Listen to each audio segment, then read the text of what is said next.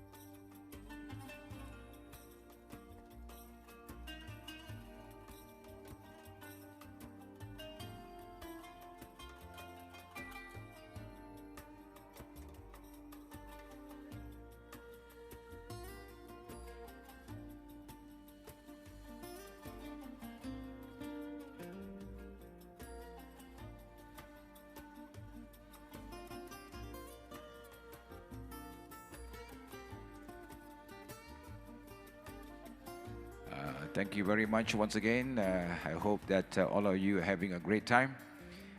There's only one special request, that those who are sitting at the back, could you please repark yourself to the front? We want the front to be filled up, except for the first row. The first row are kept for the VIPs. I also want to congratulate Her Excellency Dr. NALEDI PANDOR. Thank you, Her Excellency. I call it wow. Wow means the words of wisdoms in the world of wonder. This is truly a remarkable learning curve for me. Listening to the four incredible speakers, I became more smarter, cleverer, brilliant, bolder, bigger, brighter, and better. So this is where we learn. We learn during moments of enjoyment. This morning, while we enjoyed listening to the speakers, we were able to capture the golden nuggets, bringing home wonderful, interesting facts across the world that we can learn together. So I hope that 3 days will bring in lots of ingestion, lots of incredible ideas for us to reshape and restructure everything that we know from now. Especially the students from universities, you will gain a lot from listening to incredible speakers brought to you. So can you all please thank University Sultan Azlan Shah, USAS, for bringing this incredible, momentous occasion, traveling all over. We have got incredible speakers across the world who travel 1,000 kilometers to share the wisdom with us, and this is how lucky we Malaysians are. Para hadirin sekalian, ingin saya persilakan kepada tetamu di belakang tu, kalau boleh sila kita isikan kerusi-kerusi harapan. Terima kasih. If possible to please fill up the seats from the second row onwards. Thank you very much. I believe the next one this afternoon after your heavy lunch is the session called E&R, Education and Research, which is also very important. Without further ado, I would like to invite the moderator, Professor Datuk Insignio Dr. WAHID OMAR, together with a panel of speakers, Professor Emeritus Datuk Dr. Osman BAKAR, and Professor Dr. Muhammad bin YAHYA Al-NINOWY. They will welcome him back this way on this special afternoon. Thank you. There you go, our speakers.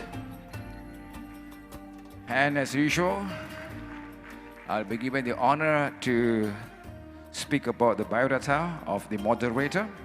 He is a professor of structural engineering, Faculty of Civil Engineering, UTM, appointed as Vice Chancellor of UTM in September 2013 till August 2020.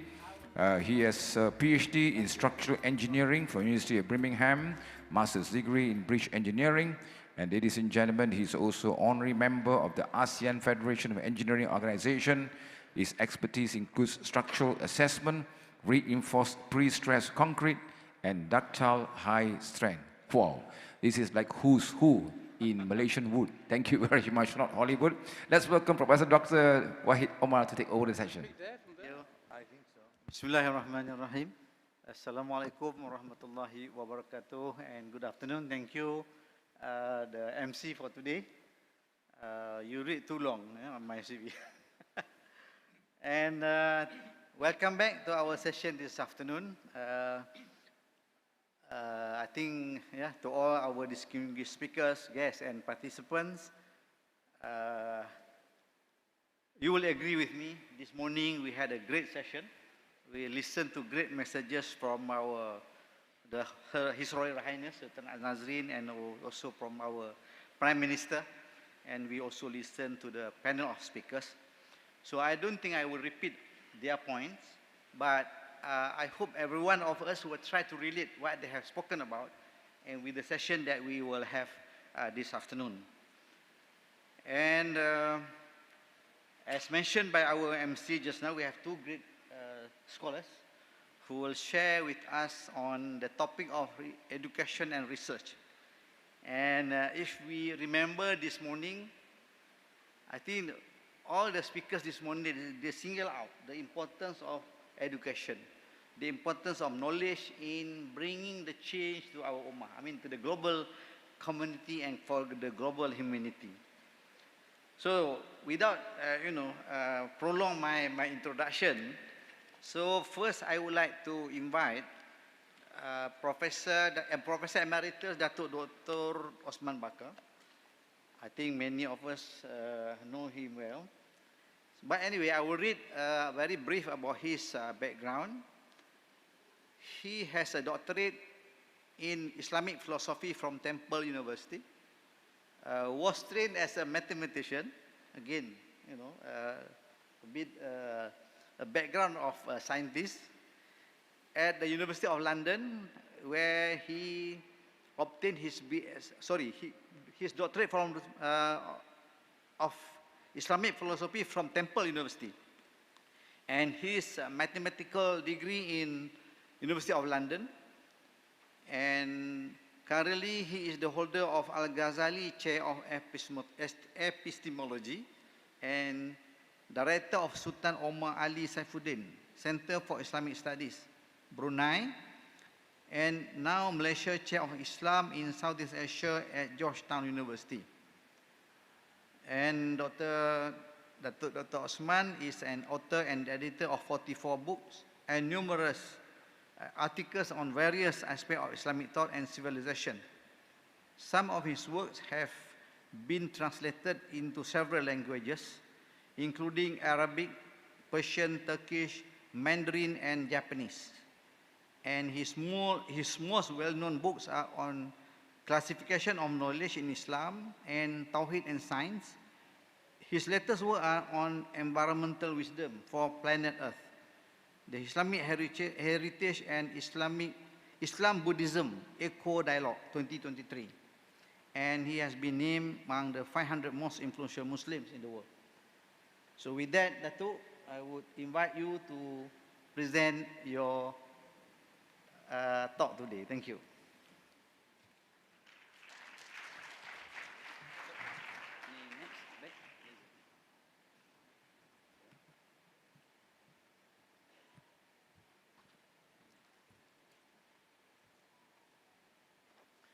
بسم الله الرحمن الرحيم الحمد لله رب العالمين والصلاة والسلام على أشرف الأنبياء والمرسلين سيدنا محمد وعلى آله وصحبه أجمعين.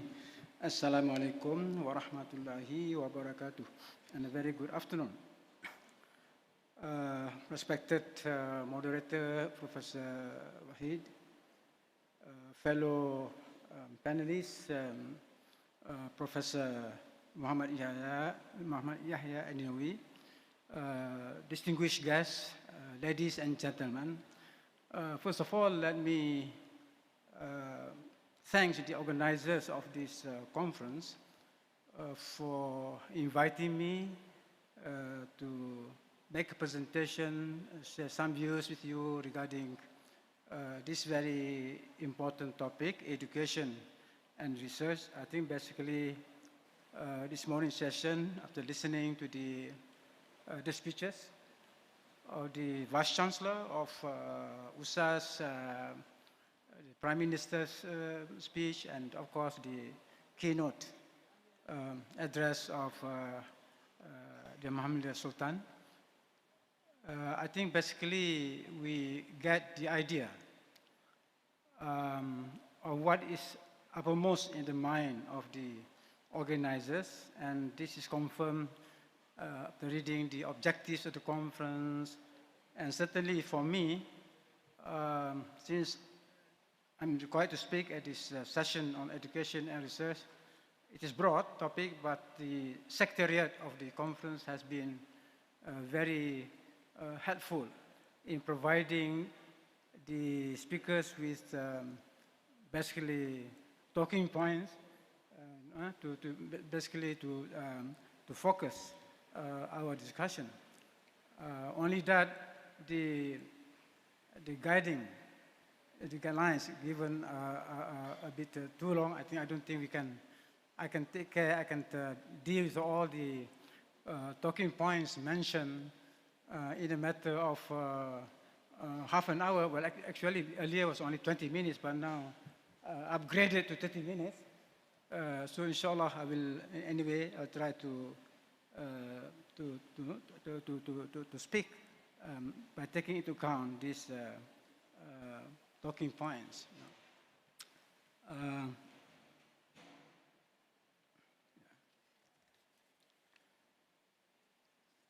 I'm going to focus my discussion basically on what I call wisdom in education, because I thought we have been talking on many issues confronting universities all over the world, confronting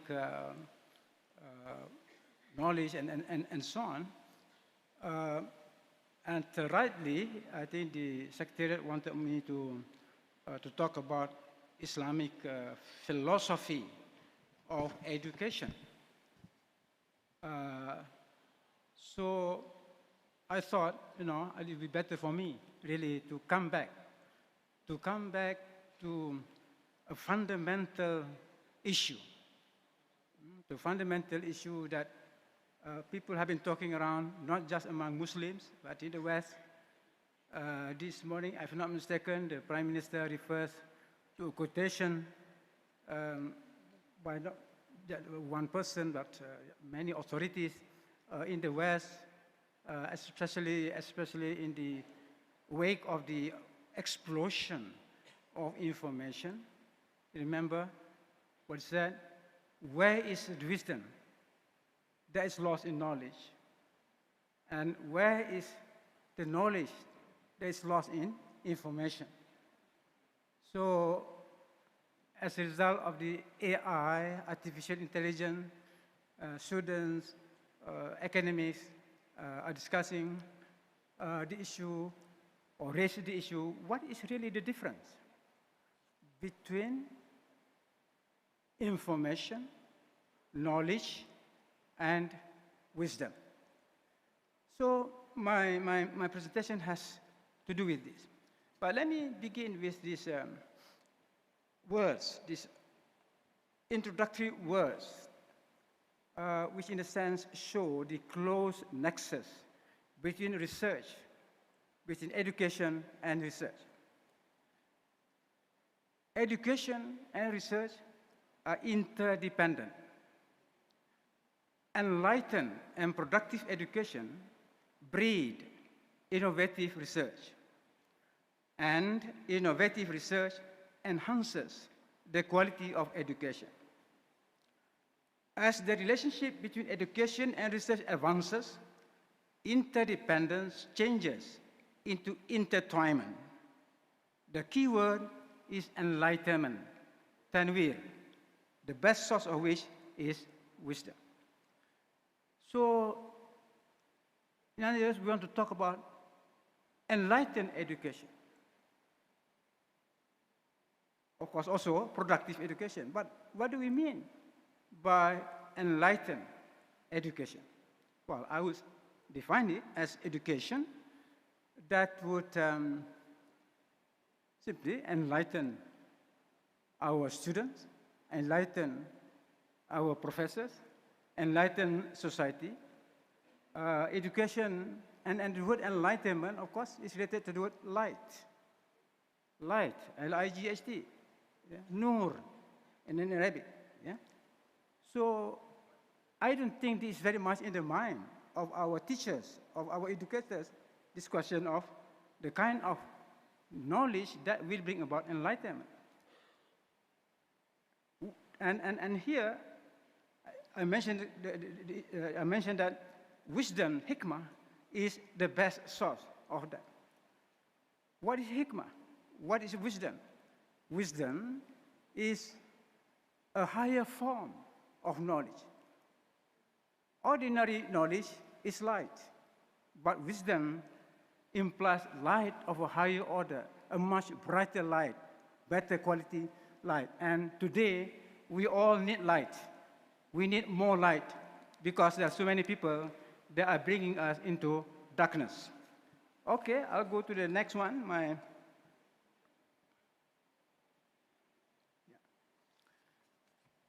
Now, wisdom is the best of wealth.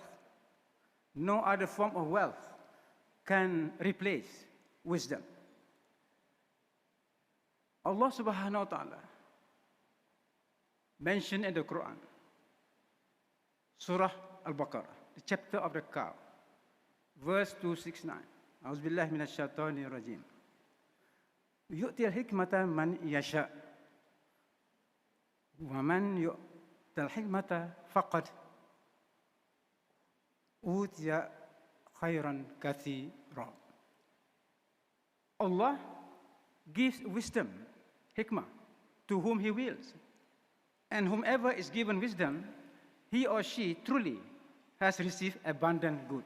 So it is very clear. This is evidence from the Quran, revealed evidence, evidence from transmitted knowledge, what we call naqli. Yeah? And here, question here, khairan kathira, the good, that is plentiful, that is abundant. So how can we relate this to education? When God said that it is this wealth that is the source of all other wealth, and it is this wealth that promises peace for society, that will make us a better human being. And that's why it's emphasized in the Quran. So accordingly, I would like to basically to talk about something, nothing new really in terms of the topics, but in terms of interpretation, I would like to emphasize the wisdom interpretation, to emphasize as wisdom as basically the spirit of education.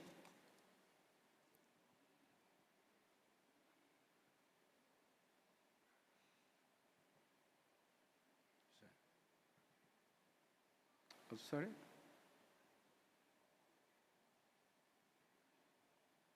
Yeah. Wisdom in education. So this, I was asked by the secretariat, by the organizer, first of all, to touch on the subject of Islamic philosophy of education. Well, the word philosophy was originally, originally meant basically the love of wisdom, philosophia, the combination of two Greek words, philosophia, the love of wisdom. So education, the role of education, the most important role of education is to inspire students, to inspire the academic community to strive for what we call this wisdom, because actually wisdom is in a sense, is the source of also the solution. When we see that in the knowledge that we have is called wisdom, there's wisdom in what we are doing, then we try to find the solutions. So let me, first of all, because when we talk about education, first of all, we talk about what kind of knowledge should be taught to our students. What kind of knowledge? How should it be taught? The pedagogy of it. What are the objectives of education? What do you want to produce, want to generate? What kind of student? So the first point I emphasize here that the most important branch of knowledge at all levels of education and for all times is, in Islamic terminology, ilmu tawhid. Or in Malaysia, ilmu tawhid. Which we just translated as science of the unity of divine attributes and qualities. In Islam, of course, it is the science or it is the knowledge of God, who has many names, who has many qualities and attributes. But for educators, what is the challenge here? The challenge here is how to transform that ilmu tawhid into something that makes meaning and relevance to all of us. I mean, it's concerned with our everyday life. It's not just in class. Yeah? So this is the thing, ilmu tawhid. But actually, it means science of the unity of divine attributes and qualities. And from the viewpoint of Islam, this is the highest wisdom. There is no other wisdom that is higher than the unity of Allah. On whose authority are we saying?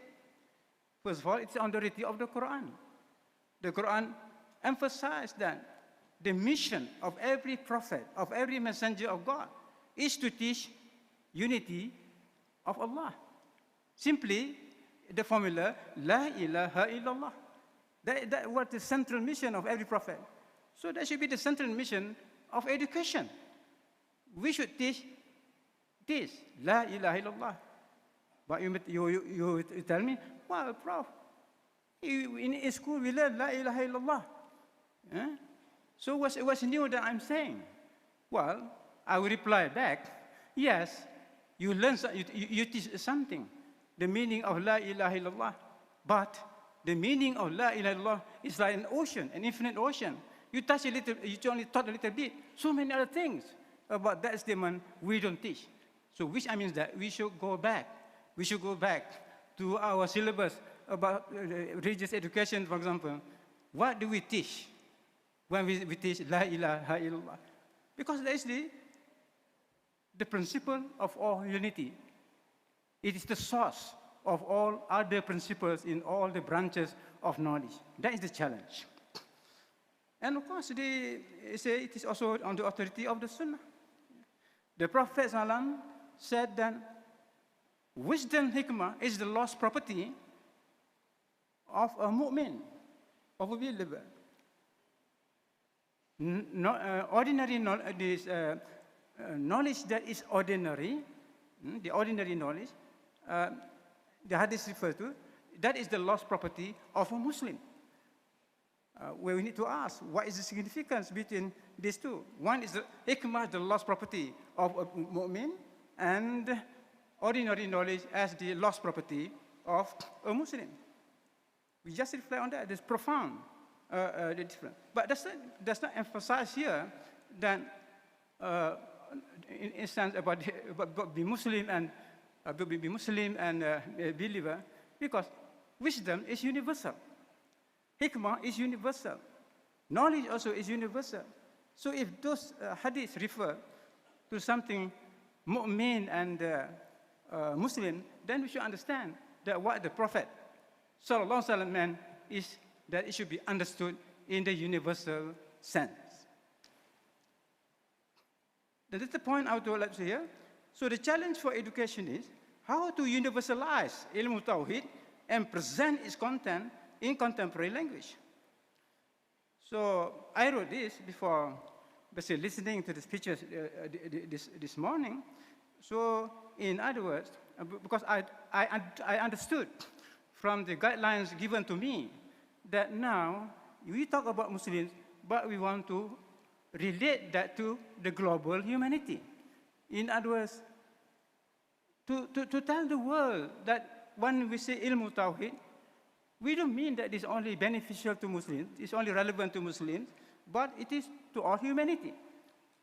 And so the terminology ilmu tawhid is Arabic, but behind that terminology, there's that universal meaning, that unity. So Muslims are not the only people who talk about the unity of knowledge, the unity of reality, and so on.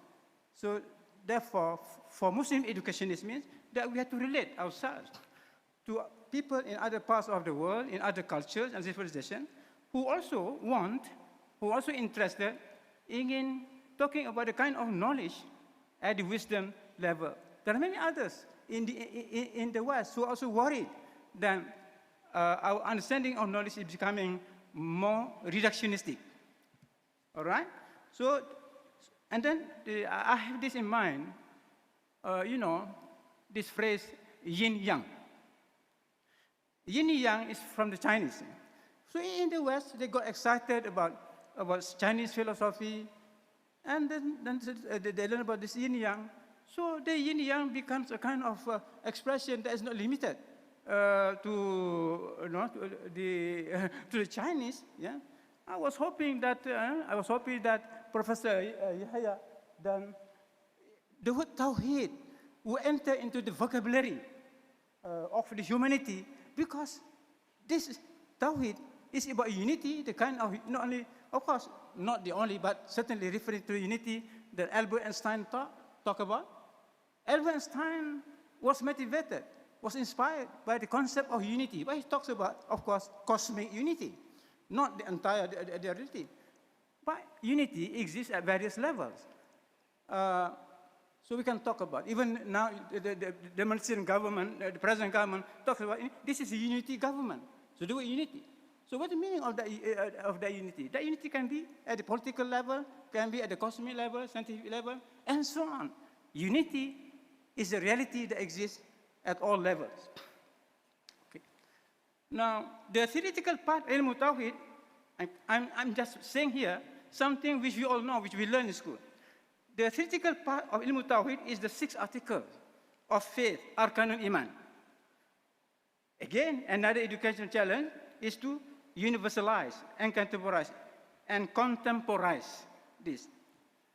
Because if we reflect now on the 6 articles of faith, they are very universal. They are universal ideas.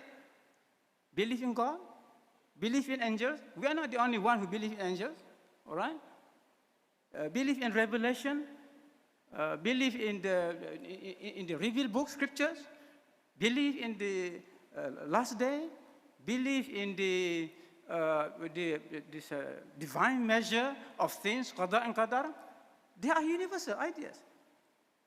Only the terminologies separate us from the others. So when I look at the 6 articles of faith, they define the cosmos. They define the cosmos, the universe. Because what is the universe? What is the cosmos? Precisely, they are defined by the 6 articles of faith, so that others can share.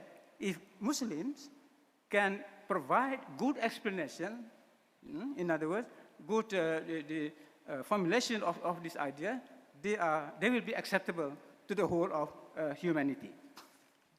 In other words, in science, for example, in science that is in accord, that is in conformity with the Islamic revelation. Now, let me go next again to still about wisdom education, not the practical part. And this is the most important based on what was discussed today, based on what was, for example, during the panel discussion, the 4 experts, yeah? Because now we're going into the practical dimension of it. Why is the practical part of ilmu tawhid? It's the 5 pillars of Islam. These are all hikmah, but now I'm talking about practical wisdom, not theoretical. The theoretical one was the 6 articles of faith.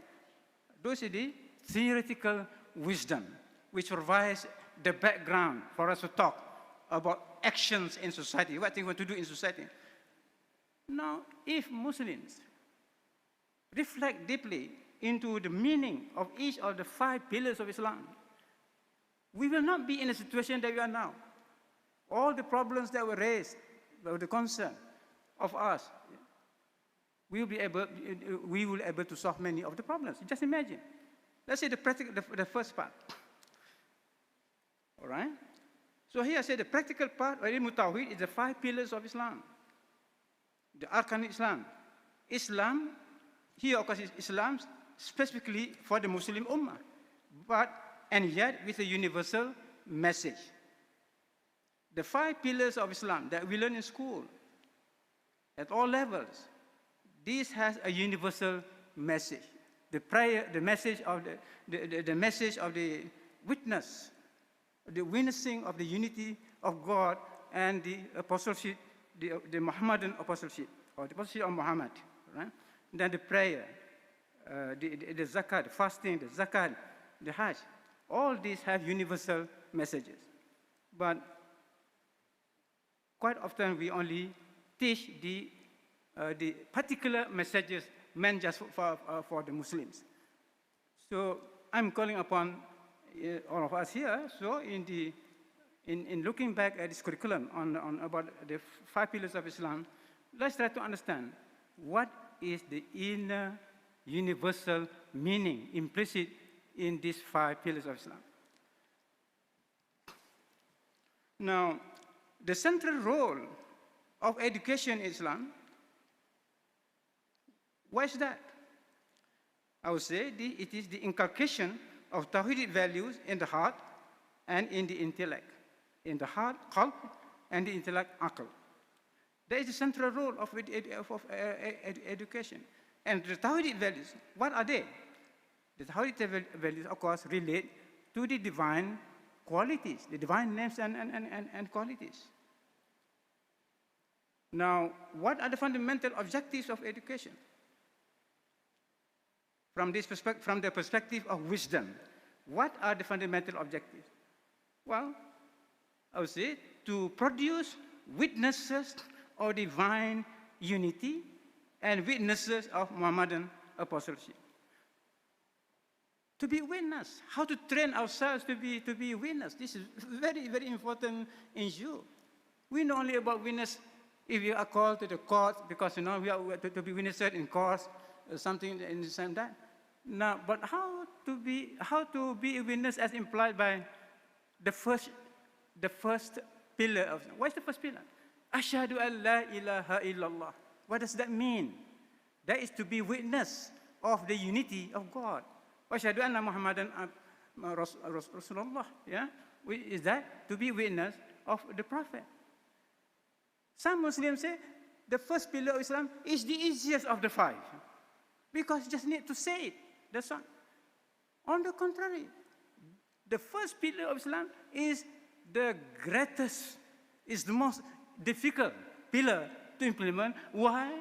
Because you have to re-internalize that. To be a witness 24 hours a day, not to be witness only occasionally. That is the challenge. To be a witness of the unity of Allah at all times. For academics, for scientists, are they witnesses of Muhammad and of the first, the Shahada? When they were studying science, studying the rule of nature and so on, I think we have to make sure that we are witnesses of the unity of God. And the same thing now, to be the witness of Muhammad Rasulullah. What does it mean? This is precisely what is the witnessing, that is the defining characteristic of the middle community, ummatan wasatan. Wa kadzalika ja'alnakum ummatan wasatan litakunu syuhada 'alan nas.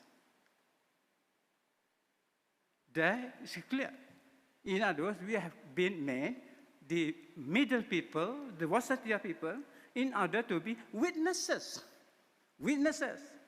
Syuhada 'alan nas, witnesses of mankind, which means the global witnessing. What Tuanku talked about this morning, what is appealing to is to be that global witness, not just to be a local witness in Malaysia only, to be global. So the demand, what is required of us by Islam is great, yeah. But precisely because the demands are great, once the Muslims are able to respond to that, they also become great. The region become great. Yeah? So the witnesses, just bear in mind, yeah. The first pillar of Islam, that is witnessing. All right.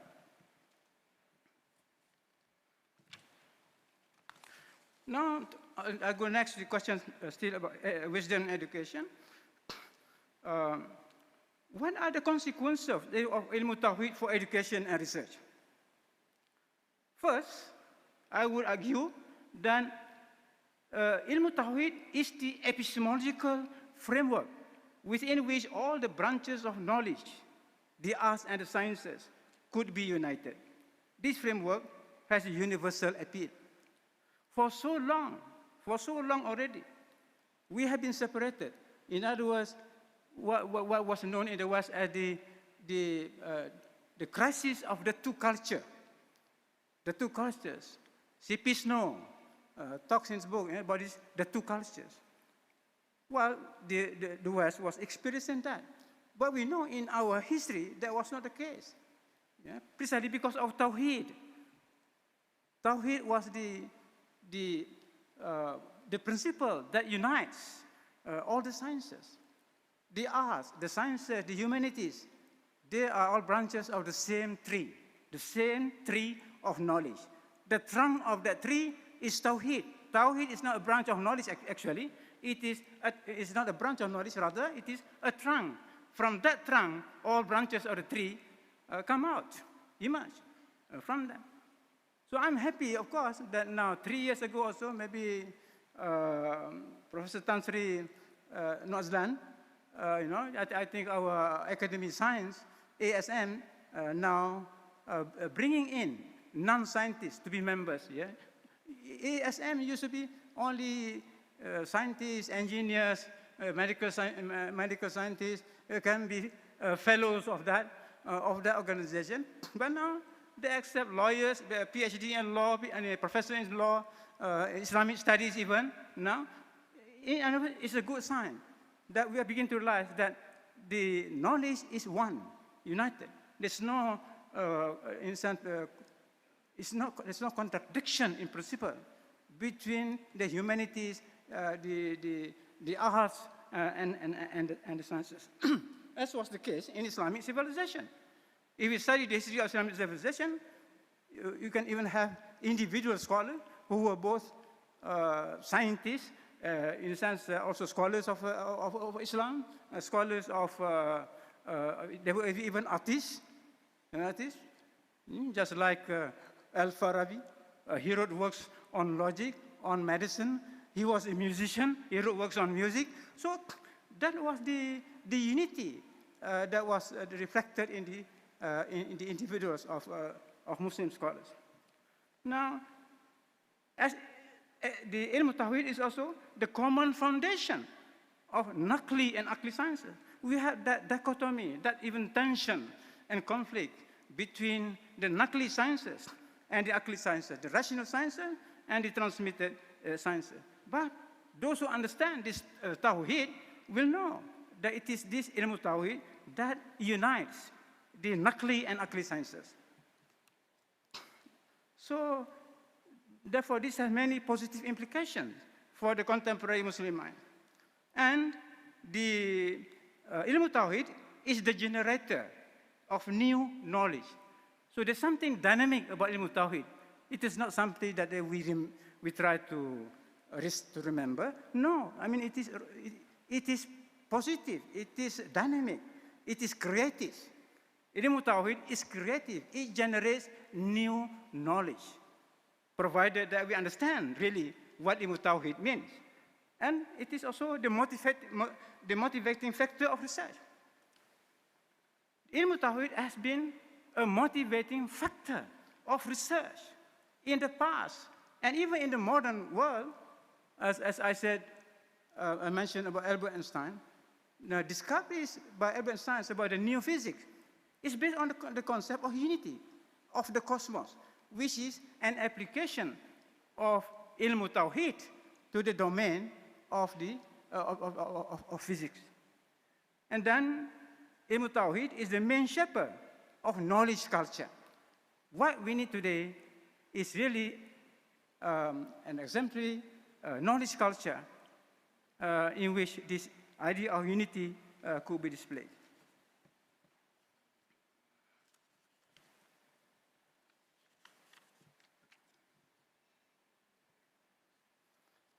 Now, I go to the next point, but I just want to emphasize that all those points that I mentioned about wisdom, all right, they are very relevant to the whole system of our education. Now, I just want to go to the next topic that was given to me as one of the talking points by the Secretariat. Basically, is to discover the Islamic theory of the intellect reason, Aql. Before modern times, Muslims conducted the most extensive study of Aql, intellect, which I translate as intellect reason, not just reason, not just intellect, because this is standing here, all right? Before modern times, even in the West, in Latin language, Aql was not translated to just reason, but rather to intellect, reason.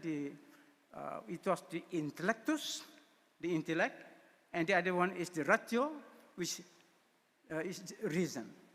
Of course, in the case of the Arabic, you have this al-aqli, al-kulli, al-aqli, al-juz'i.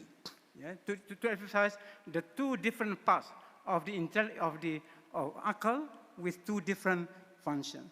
This is a topic under cognitive psychology, this cognitive under philosophy. This is a very, very, very important branch of knowledge. All right. Now, the main reason why Muslims were able to, 2 minutes.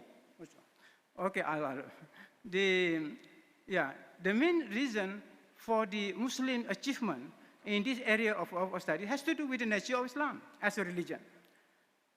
Islam, based on the Quran, is the knowledge, is the region of knowledge par excellence, and it is the most rational of all religions. Islam stands on the foundation of intellect reason. This is very important. Position of intellect. We should all be concerned with this subject, not just because now, because of AI, artificial intelligence. Now, Muslim scholars wrote on the meaning, nature, characteristics, praiseworthiness, and nobility of aql. And it's clear, Al-Ghazali's first book of Ihya Ulumuddin, book of knowledge, Kitabul Ilm, yeah? I mean, the whole book, he provides evidences for that. Now, next one, I just have time. Now, discussion of intellect reason among the Muslims goes hand in hand with discussion of knowledge. The Islamic theory of the intellect reason is closely tied up to cosmology and psychology. And I would like to mention here that Farabi's theory, a theory of intellect reason, is one of the best ever articulated and one of the most influential in Islam and also in the West among the Latin-speaking scholars.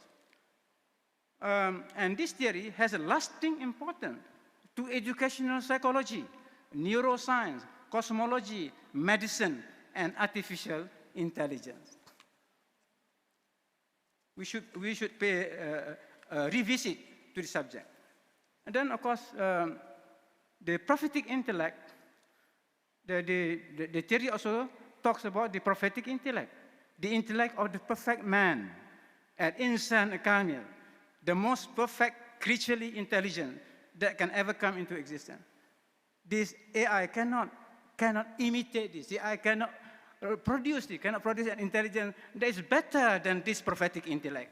For Muslims, this is an important thing to bear in mind. So applying the theory of the prophetic intellect to education, we can apply that theory. Why? We need intellectual refinement to develop and refine the human potential intellect to the highest level of attainment possible. Now, another application of the theory is AI. It is in the light of the prophetic intellect that the pursuit of AI should be criticized and judged. I've talked to a few contacts at the newly established faculty of artificial intelligence at Universiti Technology Malaysia, IIUM, in Jalan Semara. I said, this is important. We must teach students of artificial intelligence the nature of the prophetic intellect in Islam. Maybe just a bit, Prof. The other one, of course, moral refinement as a fundamental objective of education. Yes, apart from intellectual refinement, we also need moral, ethical refinement, in fact, more important. Yeah? And what is moral, ethical refinement that we have in mind? It is none other than the continuous witnessing of the Muhammadan apostleship in its ethical, moral dimension. Saksi kepada kerasulan Nabi Muhammad SAW dalam bidang akhlak. And the challenge for education. What is the challenge for education? How to create a teaching curriculum in which facts, values, knowledge, and wisdom are integrated within the unitary epistemological framework. This was the challenge, it's still the challenge, and it will be the challenge. In fact, it will be the perennial challenge. We all be complaining about how to do it. Yes, we must come up with that teaching curriculum. Facts, values, knowledge, and wisdom are integrated. My suggestion is that, we need to present what I call a divine pedagogical model in the Quran, the Al-Asma al-Husna model. That is something that our educationists need to learn. What is this Al-Asma al-Husna model for our education? I'm saying that if we use this model, we will be able to arrive at this curriculum in which facts, values, knowledge, and wisdom are integrated. So,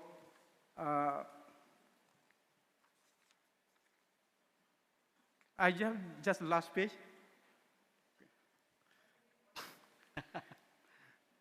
Please. Okay, thank you, Prof.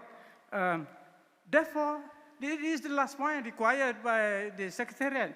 I am going to say, please talk about transforming education.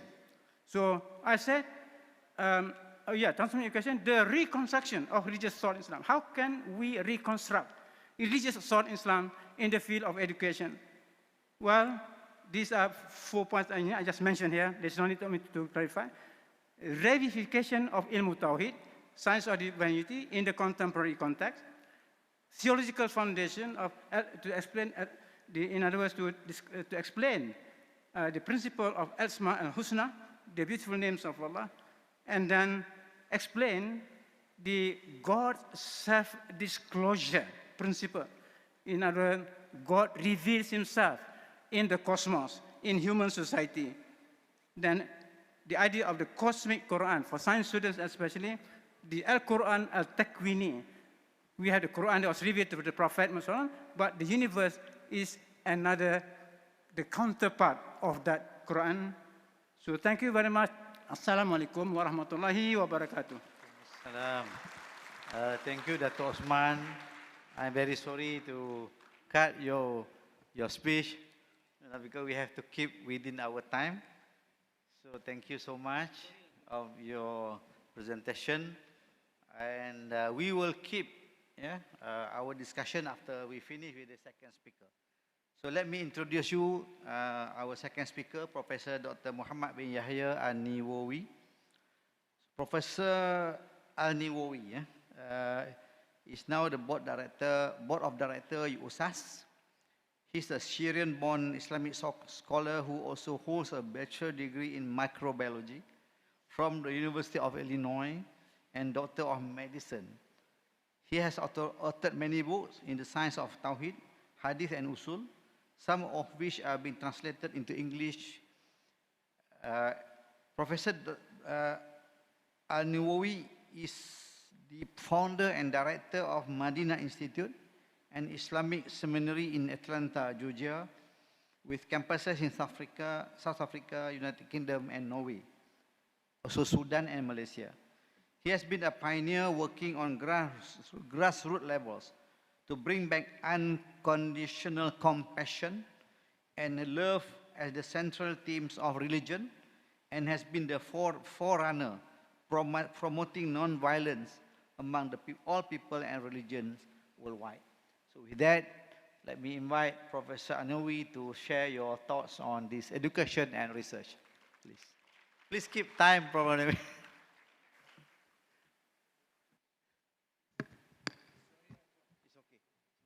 بسم الله الرحمن الرحيم الحمد لله رب العالمين صلى الله وسلم وبارك على سيدنا محمد النبي الأمين وعلى آله وأزواجه وذرياته أجمعين. السلام عليكم ورحمة الله تعالى وبركاته. It's very difficult to speak after our Professor Osman. It's a big figure, قامة وقيمة. So he's a big figure, and we are all humbled in his presence, obviously, and we learn from him. They gave me 5 points to speak about, so I'm going to try to spend about a couple of minutes on each, and we'll use the KISS concept. KISS. You don't need to kiss the person next to you. It means keep it sweet and simple. So I'll try to keep it sweet and simple. First they want me to talk about is knowledge and education in Islam. So as you probably all know, there's differences in traditional Muslim scholarship on the difference. Is there a difference between ma'lumat, ilm, and ma'rifah, or there isn't? They're just stages of the same thing. You start with ma'lumat, information, you go to knowledge, ilm, and then you end up in the highest level of that, which is ma'rifah. However, in the West, and generally, I mean West meaning university system is something that came recently. We've always been teaching people. There's a confounding element between education and vocational training. And oftentimes we call vocational training an education. So someone goes to become an engineer or a physician or whatever, and we call that person, he's educated or she is to be educated. While that's not necessarily true, Islamically speaking, because education, Islamically speaking, is a comprehensive thing that starts with information, goes through knowledge realization, and ultimately ends up in transformation. And the reason for that, education also entails an element of tarbiyah, what we say in the Arabic language. And tarbiyah means also upbringing. So it imparts values, it imparts principles, it imparts a life vision and style and understanding, a purpose for life. Not just living, but also a purposeful living. That's all included in what we call education in Islam. Therefore, I'm going to go and say, I know I'm in a university setting and I'm part of this university. I'm going to say many people may hold many PhD degrees, but they may not be educated. And I'm going to say some of your great-great-grandmothers who have never attended any school and may very well be unable to read or write may have been very well educated. And that's very important. When we come to the academia of it, to be honest with you, we've been descending. And that's, in medicine, first we do diagnosis in order to do treatment and prognosis. If we misdiagnose, we can never treat right. And therefore, the first thing is diagnosis. We have not been producing scholars like As-Suyuti or Ibn Hajar, whether Al-Asqalani or Al-Haytami, or An-Nawawi. Why? Are they not reproducible anymore? Meaning, it's not possible for humanity to reproduce scholarship of such caliber? Or have we simply went to a tasrihul ilm, I call it, superficial knowledge, and that dimension became extremely more superficial and more superficial as we go through, to the point that in the West, I'm not sure how it is in Southeast Asia, but in the English-speaking world, we call people scholars if they've went to a university or to a schooling system for, let's say, 4, 6, or 10 years. And I remember when I was part of the hiring committee at the University of Georgia, where I taught for 10 years, we took PhD people, post-PhD docs, as beginners. Sorry. You get to begin now. You've got the keys to knowledge. So let's see what you're going to become. But what we've done with Islamic studies is we've given sort of bits and pieces here and there. And in 5, 6, 7, 8, 9, 10 years, we call the person alim, or erroneously translated into English as scholar. An alim, actually in the Arabic language, comes from alam, or related to it, the universe, or people who have encompassing knowledge. Islamically speaking, to be specific, alim is alim in something, in a field of one of the main Islamic fields, such as alim in ulum al-aqaid, alim in ulum al-sunnah, alim in ulum al-Quran, alim in ulum al-fiqh, in ilm al-usul, in al-lugha. That's alim. And when you ask traditionally, a couple of hundred years ago, when you say someone is a scholar, the first thing they ask, a scholar in what? Oh, he's a scholar or she's a scholar in ulumul Quran, Quranic sciences. Well, which one of them? It's sort of very relative today to when you say someone is a doctor. The first question you ask, well, what kind of doctor are you? Because there's a saying, it's not a kind one, but it's relatively correct. The jack of all trades is usually the master of none. It gives you a nice introductory element to knowledge, but it makes you no scholar.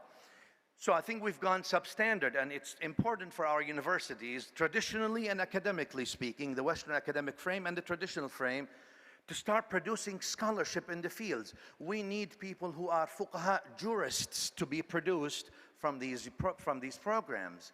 And what I mean by jurist is not someone who read just 4 or 5 books in the beginner level of Islamic law in one school of Islamic law, we call madhab, but actually has an understanding of Islamic law, at least in the middle level, on a couple of schools, so there's diverse knowledge. We need to have muhaddithin, scholars of hadith. We need to have mufassirin, and that needs to be verifiably so. And therefore, I've always said, we need to introduce in the US for medical licensure, in order for you to practice medicine after you graduate, you're subject to a relicensing exam every couple of years, and you have to take what we call CME, continuous medical education. I always have proposed that we need in theology to enforce CRE, continuous religious education, because graduation only means the beginning, does not mean the end when it comes to Islamic education. And I think we are substandard in that, unfortunately. The other thing also is, I think with knowledge, we, like in the old days, and I think my friend Professor Osman mentioned that, we need to go beyond the Islamic theology in knowledge.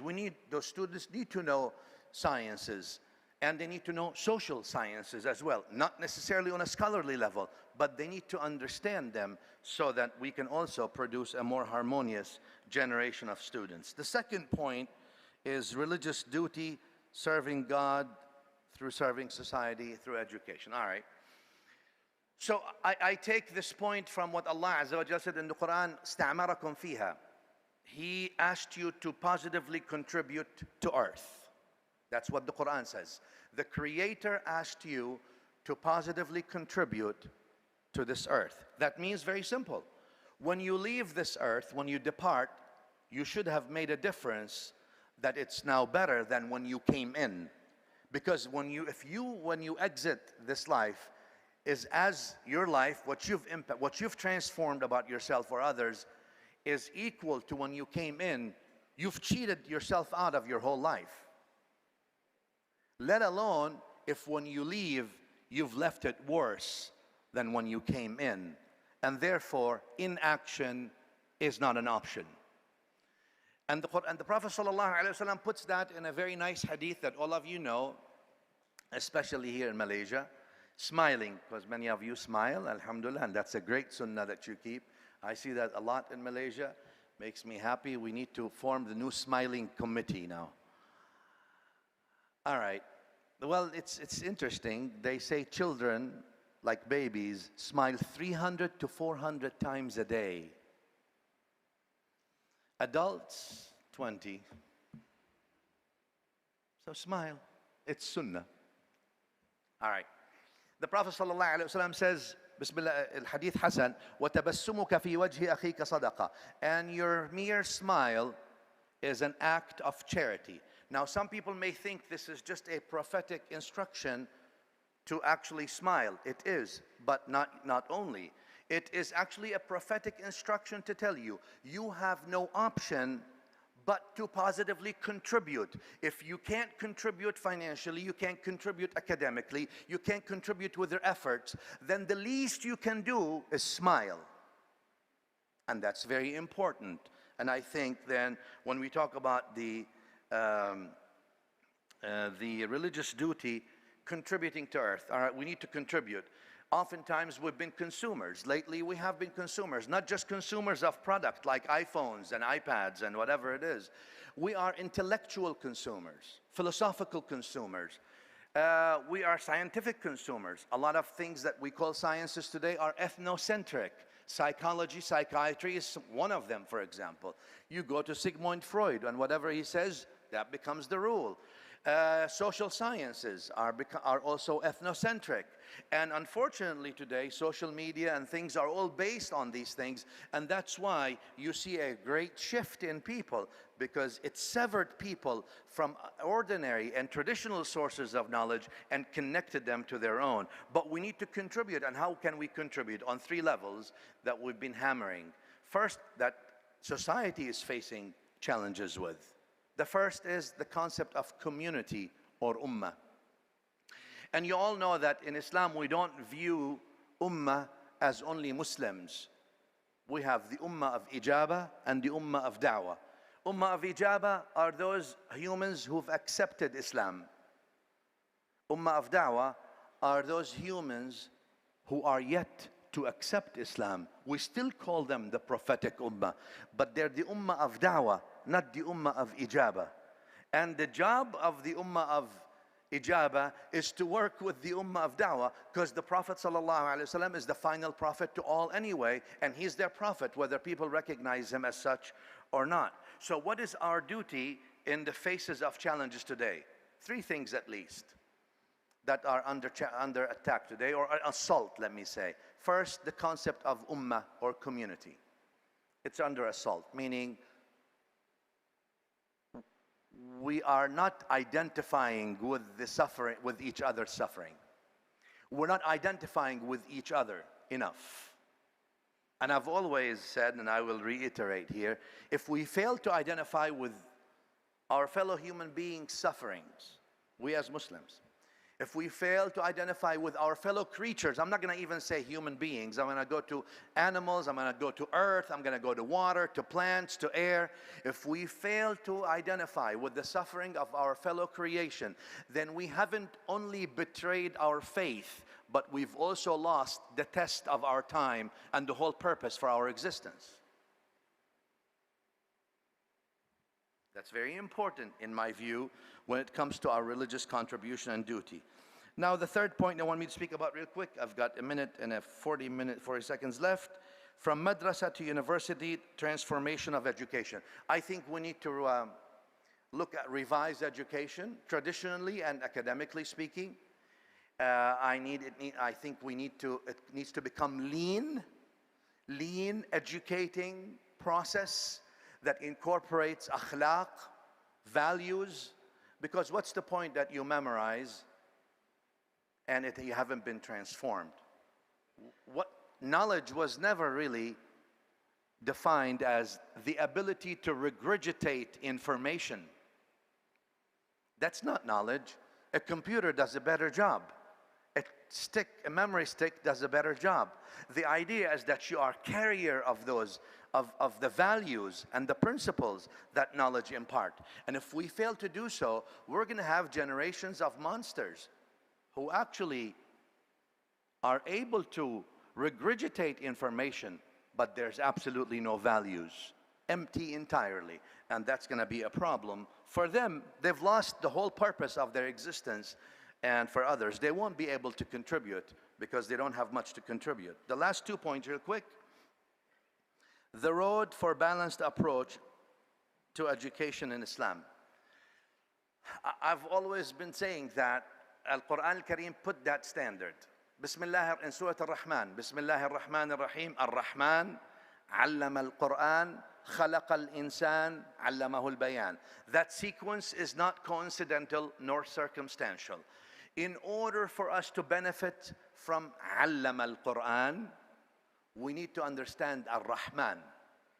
And notice how Allah mentioned Ar-Rahman and did not mention Al-Alim, علم القرآن. The all-knowing taught Al-Quran, but he mentioned Ar-Rahman, the all-merciful. The message of our Prophet ﷺ, if there's a mission statement to his message, to his prophethood, It is as the Quran articulated, Bismillah ar-Rahman ar-Rahim, وَمَا أَرْسَلْنَاكَ إِلَّا رَحْمَةً لِلْعَالَمِينَ. We have not sent you but as unconditional compassion to the worlds. That's what we are. That's what we're supposed to be. And if knowledge that we're learning, information that we're learning, is not making us better human beings vis-a-vis the Creator and better human beings vis-a-vis the creation, then we're not learning any knowledge. We're simply wasting time. And debunking, last point, debunking religious extremism and radicalism. The last point, look, any interpretation of the Quran and Sunnah, any interpretation of the Quran and Sunnah that breeds disdain, hate, violence, and I don't mean by violence physical violence, I mean intellectual violence as well, verbal violence, is absolutely illegitimate, because this Quran came to actually help people, to bring them from darkness to light, not to lock them up in hellfire, but to save them from it. That's the whole purpose. That's the whole point of our book that was revealed to us. And if we can't get people to understand that the biggest jihad, sure, you have the right and the obligation to defend yourself, honor and property and family. But if you can't change yourself, don't be fooled about changing others. It starts with you first. If you can't change yourself, you can't change others. I think Rumi has something, and if I may quote, he says, when I was young, I was trying to change the world. When I became wise, I started changing myself. Thank you. Thank you very much, Professor NINOWY, for your speeches and sharing with us. So now we have about half an hour for discussion and for question and answers. And before that, I would like to, just for the benefit of those who have not attended last night session, because we consider last night session by our Minister of Higher Education is part of our session today. So I would like to just highlight some of his points last night. It's about, actually, the Ministry of Higher Education is now at the point of reviewing our education for the next 10 years. So he mentioned about the intention of having our own model, which will take into account our unique environment, our unique culture, and our needs, the needs of the nation.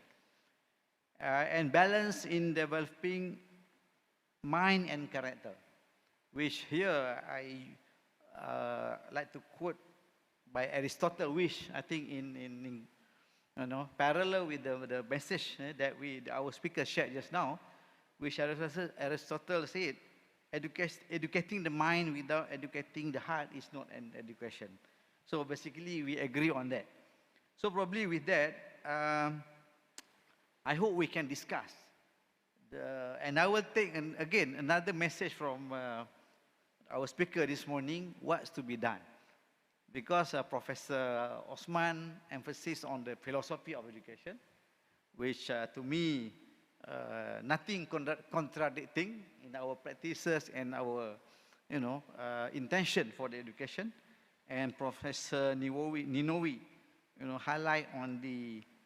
highlight this superficial knowledge, and the contribution that we can do to advance our society.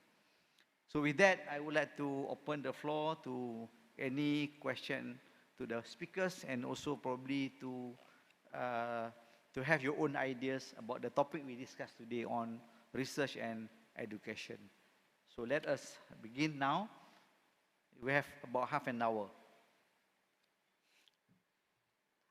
Please, I think we have a microphone on the floor, yeah?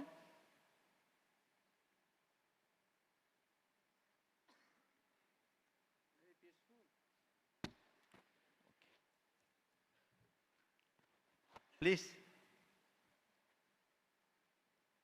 Any Yeah. Ada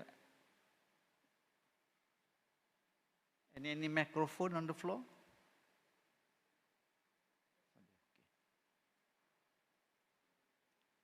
So I hope we can take this opportunity to clarify or to propose our own ideas, or probably we need to be clear how we can apply those information that we just listened.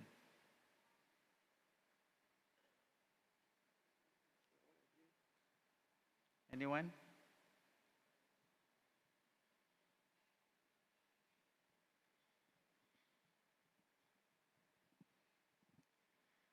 Assalamualaikum warahmatullahi wabarakatuh. My name is Shuhada Adnan, and I'm currently working with the Foreign Ministry of Malaysia. I'm very interested in the topic discussed today. Thank you very much for your presentation. My question would be to any of the panelists actually, but this is regarding the concept of community and ummah that Dr. Muhammad Yahya mentioned just now. In the face of a very difficult situation like what we've seen in Gaza, Palestine, for example, there's a lot of criticism that the Ummah is not coming together to help with this situation. And so we just want to understand where does the weakness lie in this situation, like when the Ummah is supposed to be called to help, how do we respond as one Ummah, and how do we make sure that our response is effective in helping our brothers and sisters facing great adversity like in Gaza? Thank you.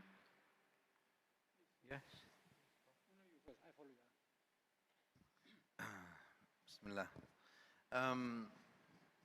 That's a complex question, and actually, to be honest with you, the question you've asked is a symptom rather than the pathological disorder or process.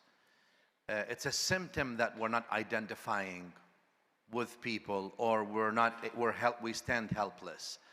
The actual problem, I think, is in the arena of awareness and knowing our where from, where to, and why. Knowing our purpose and who we are.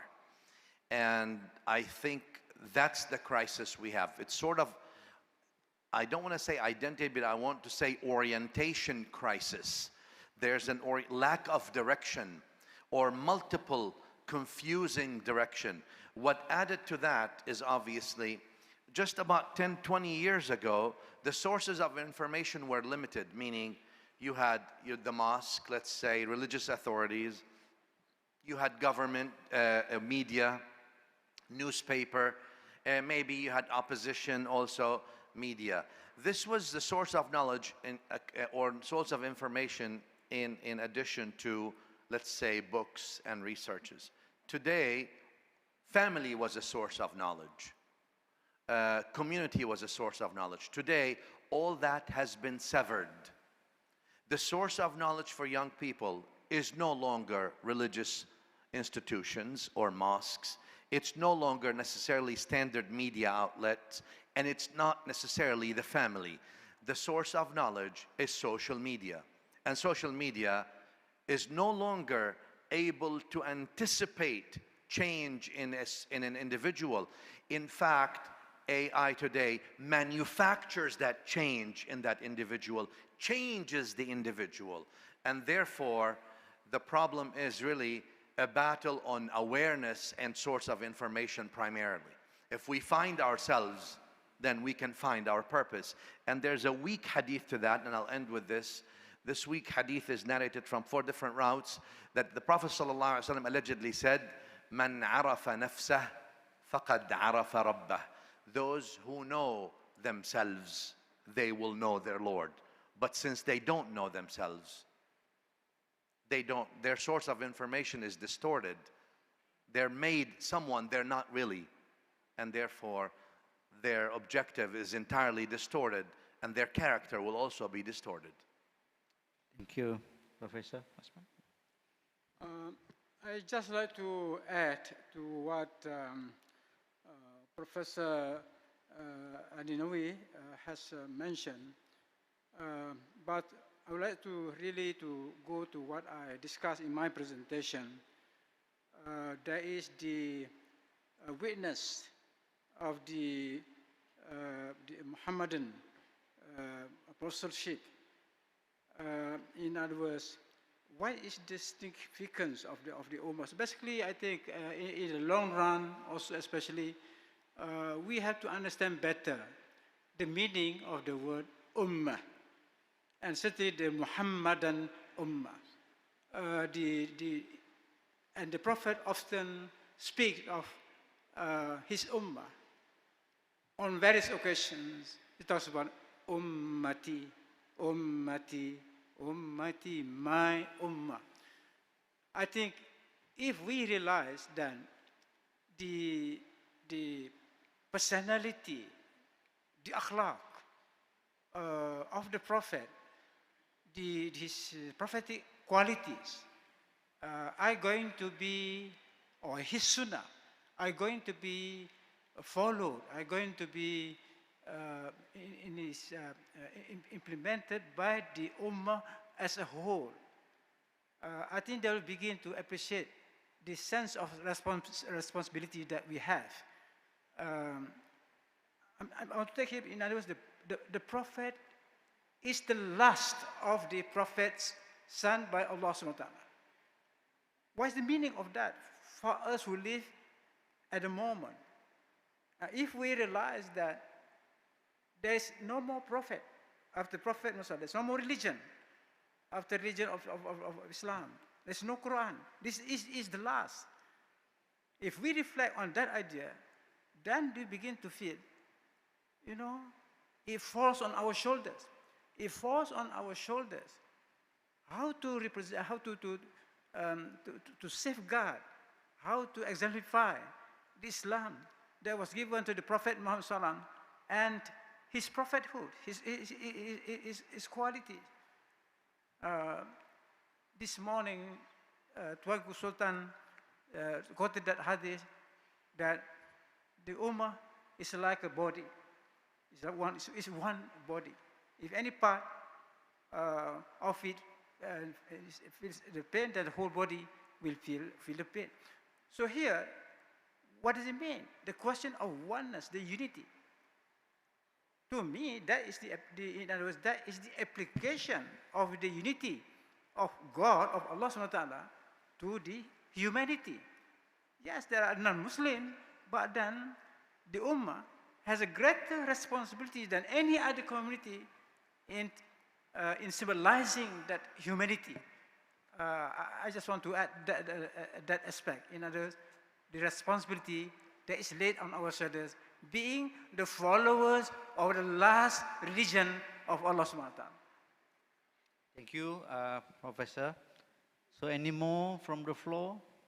Okay, while waiting for you, give me half second just to tell the Professor NINOWY, my own, if people ask me, where do you learn about integrity, is from my mother and father, not from any teacher. There you go. Yeah, so please. Thank you.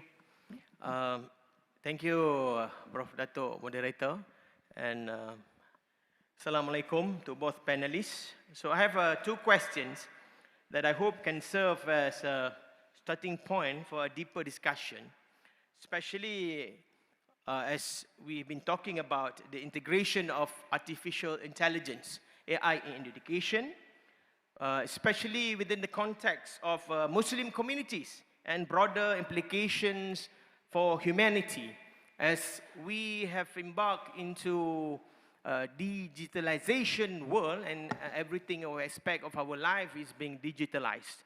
So my question especially to the panelists, hopefully my brother and also my friend, Professor Dr. Muhammad Yahya Al-NINOWY can answer, as how that we can have, or how can AI contribute to creating a more inclusive and equitable educational environment, especially on the Muslim communities, as we know that not all the Muslim community has the advantage of having AI in their schools or in their lives, okay? And most probably to Professor Dato Emeritus Dato Dr. Osman Bakar, how can AI help in preserving and promoting Islamic heritage and culture, especially protecting our Islamic and Muslim communities throughout the world? Please, thank you. Thank you for the question. We only have about 5 minutes, so I hope you share that 5 minutes to answer both. Yeah, one each. Please, please. Real quick, Bismillah ar-Rahman ar-Rahim. AI is new and old, but it's really new. It's a new tool. It's an evolving tool. We should look at it just like the internet. It's nice. It's wide. It's not necessarily non-partisan. It's not necessarily not directed. It's not necessarily entirely innocent in what it promotes. It's not a charitable project either. We need to feed, then, in order to make more balance, let's say to the AI, we need to feed it more of our research, more of our information, so it can eventually incorporate some of it.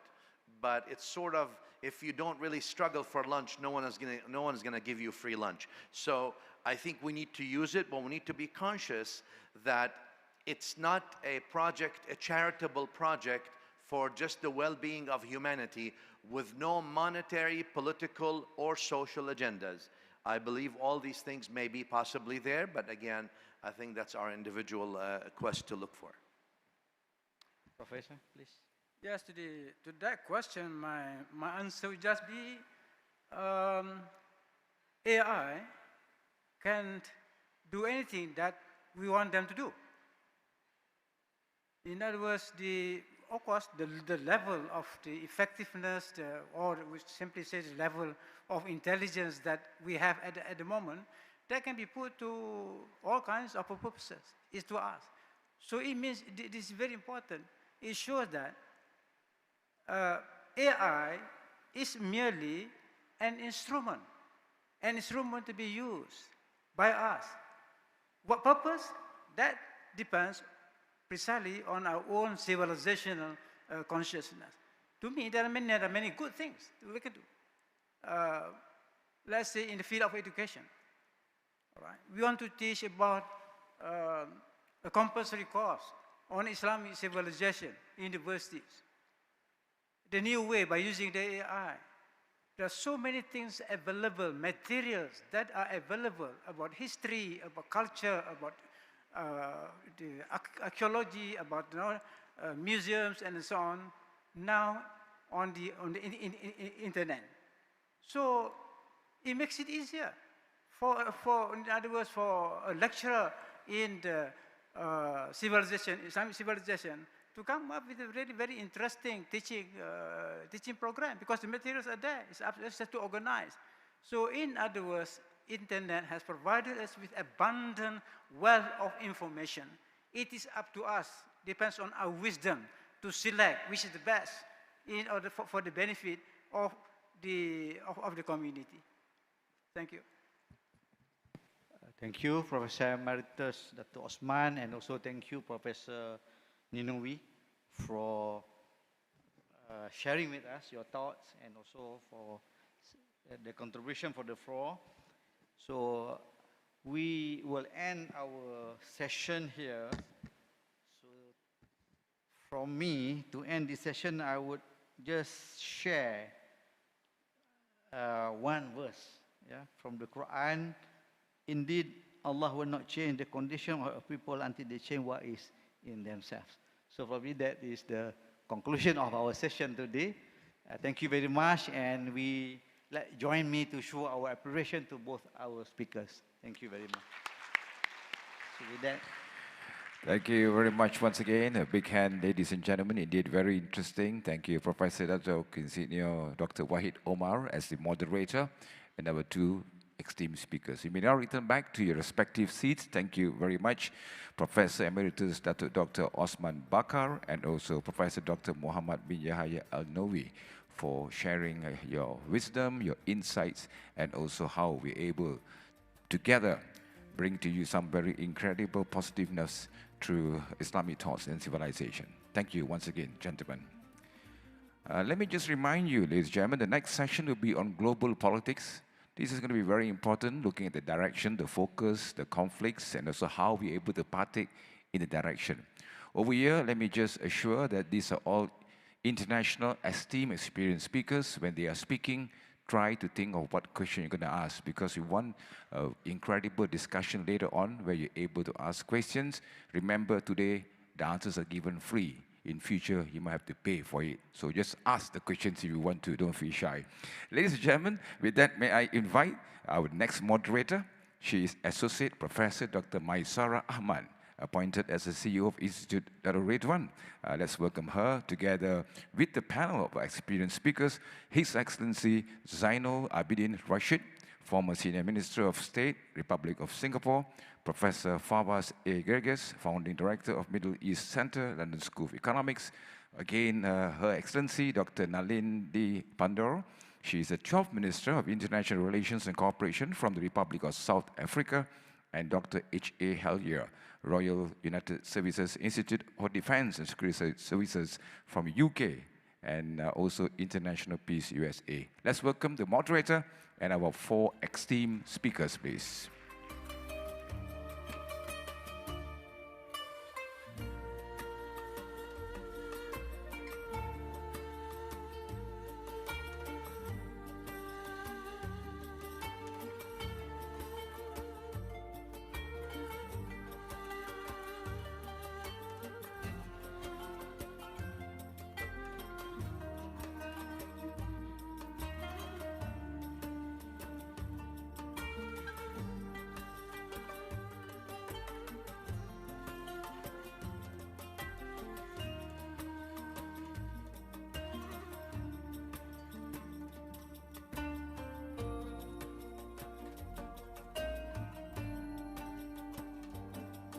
Okay, thank you very much. We have right now Professor Dr. Maisara Ahmad and Her Excellency Dr. NALEDI PANDOR.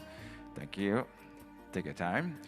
While she is walking up, let me speak about the biodata of Professor Dr. Maisara. She is appointed CEO of IDR, Institute Darul Ridwan, and responsible for identifying and establishing strategic partnerships together with key agencies and stakeholders.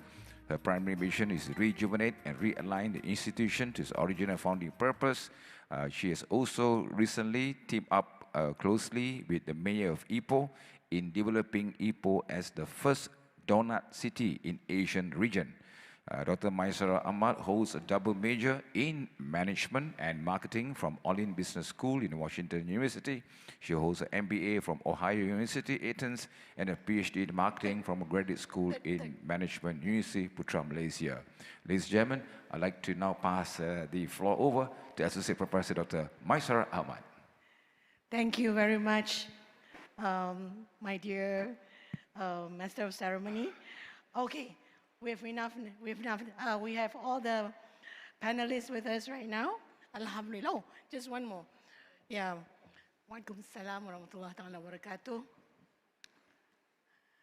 Well, I guess there was some confusion because it was thought that this session would start slightly later, 4 o'clock, but it's okay. Dr. Roslan, we're fine. So, Doctor, if you allow them to go for a break, then the momentum will come down. So under section 435 of the rule, I thought may as well, we finish this and we go for a break. Okay, now, please clap your hands. Understood. All right. While we wait, what should we do, yeah? Maybe I could just, we could start because, but then Dr. HELLYER is going on. Yeah, oh, he's here. Yeah, he's here, he's coming. Dr. HELLYER, we miss you. But it's okay, Dr. HELLYER. It's no one's fault. Yeah? For the sake of global humanity. Round of applause for Dr. HELLYER.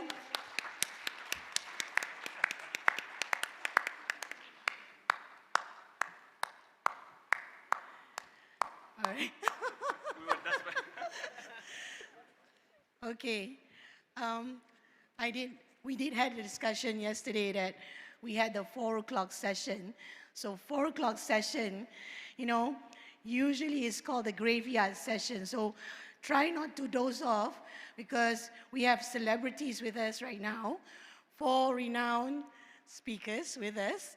And before I welcome them to share their thoughts, their insights pertaining to the topic of the day, which is global politics, maybe I could just, you know, take us through a bit that what we had earlier today, during the day, during the Royal Distinguished Forum. Actually, many topics on global politics have been touched on. So we will try our best to share, to provide insights in order for the audience to gain the most, because it's not an everyday occasion that we have the 4 of them on stage together. So just a bit of house rules for the speakers as well. Yeah. So we're going to have 15 minutes allocated time for each speakers to deliver their thoughts, yeah, pertaining to the global politics. And there'll be 2 minutes when it's time, almost time's up, 2 minutes before time's up, I will be sharing a gentle reminder to say that, hello, our time is almost up, yeah? And I think that's about it. And during the question and answer session, I do believe there's a lot of burning questions from the floor, but please bear in mind, be mindful and respectful when posing your questions. All right, so let's kick off, because this morning we have been exposed to global humanity, and just a moment ago we've discussed about education and research and how this could catapult, you know, our quest for global humanity. So how best to understand global humanity if not understanding global politics, for us to, you know, not just to delve into this issue, but also for us to come with a solution, to come up with a solution based on the experiences from our renowned speakers. So we'll start off with Dr. HELLYER. Yeah? So let me just quickly go through your bio. Where's pardon me, my glasses.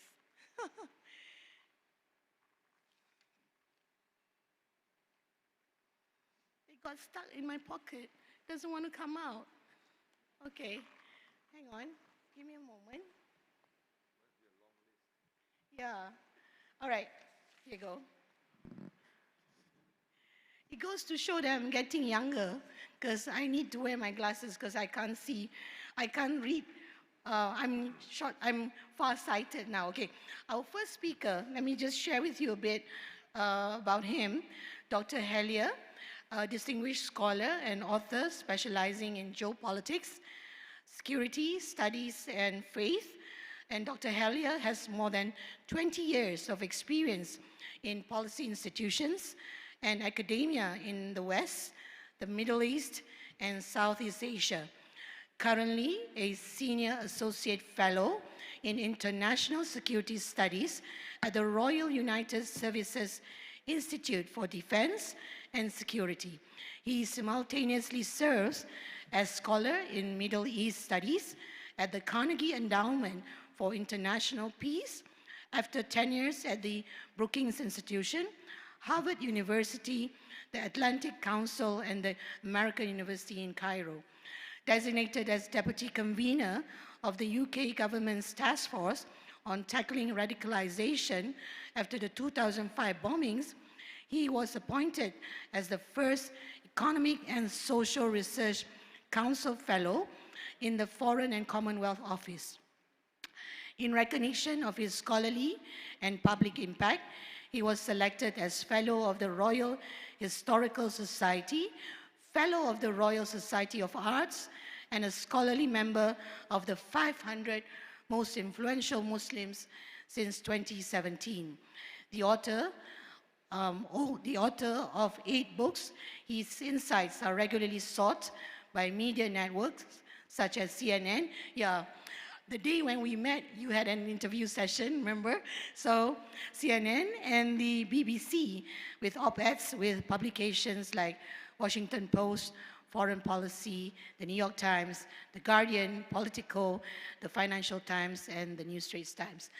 I think it's quite a mouthful, but it is something that needs to be shared because he has such a long accolade. So over to you, Dr. HELLYER. You have 15 minutes. The floor is yours.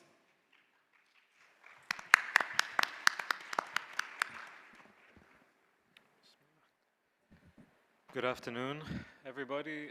From the outset, many thanks to Professor Maysara for that kind introduction.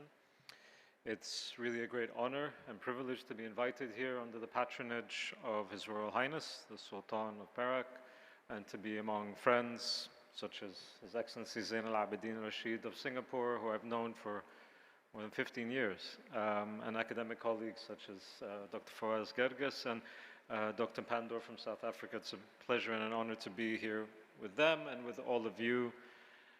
My gratitude to the organizers for their kind invitation to this august event, and to thinking I might have something to contribute by way of addressing all of you, especially on such an august panel such as this.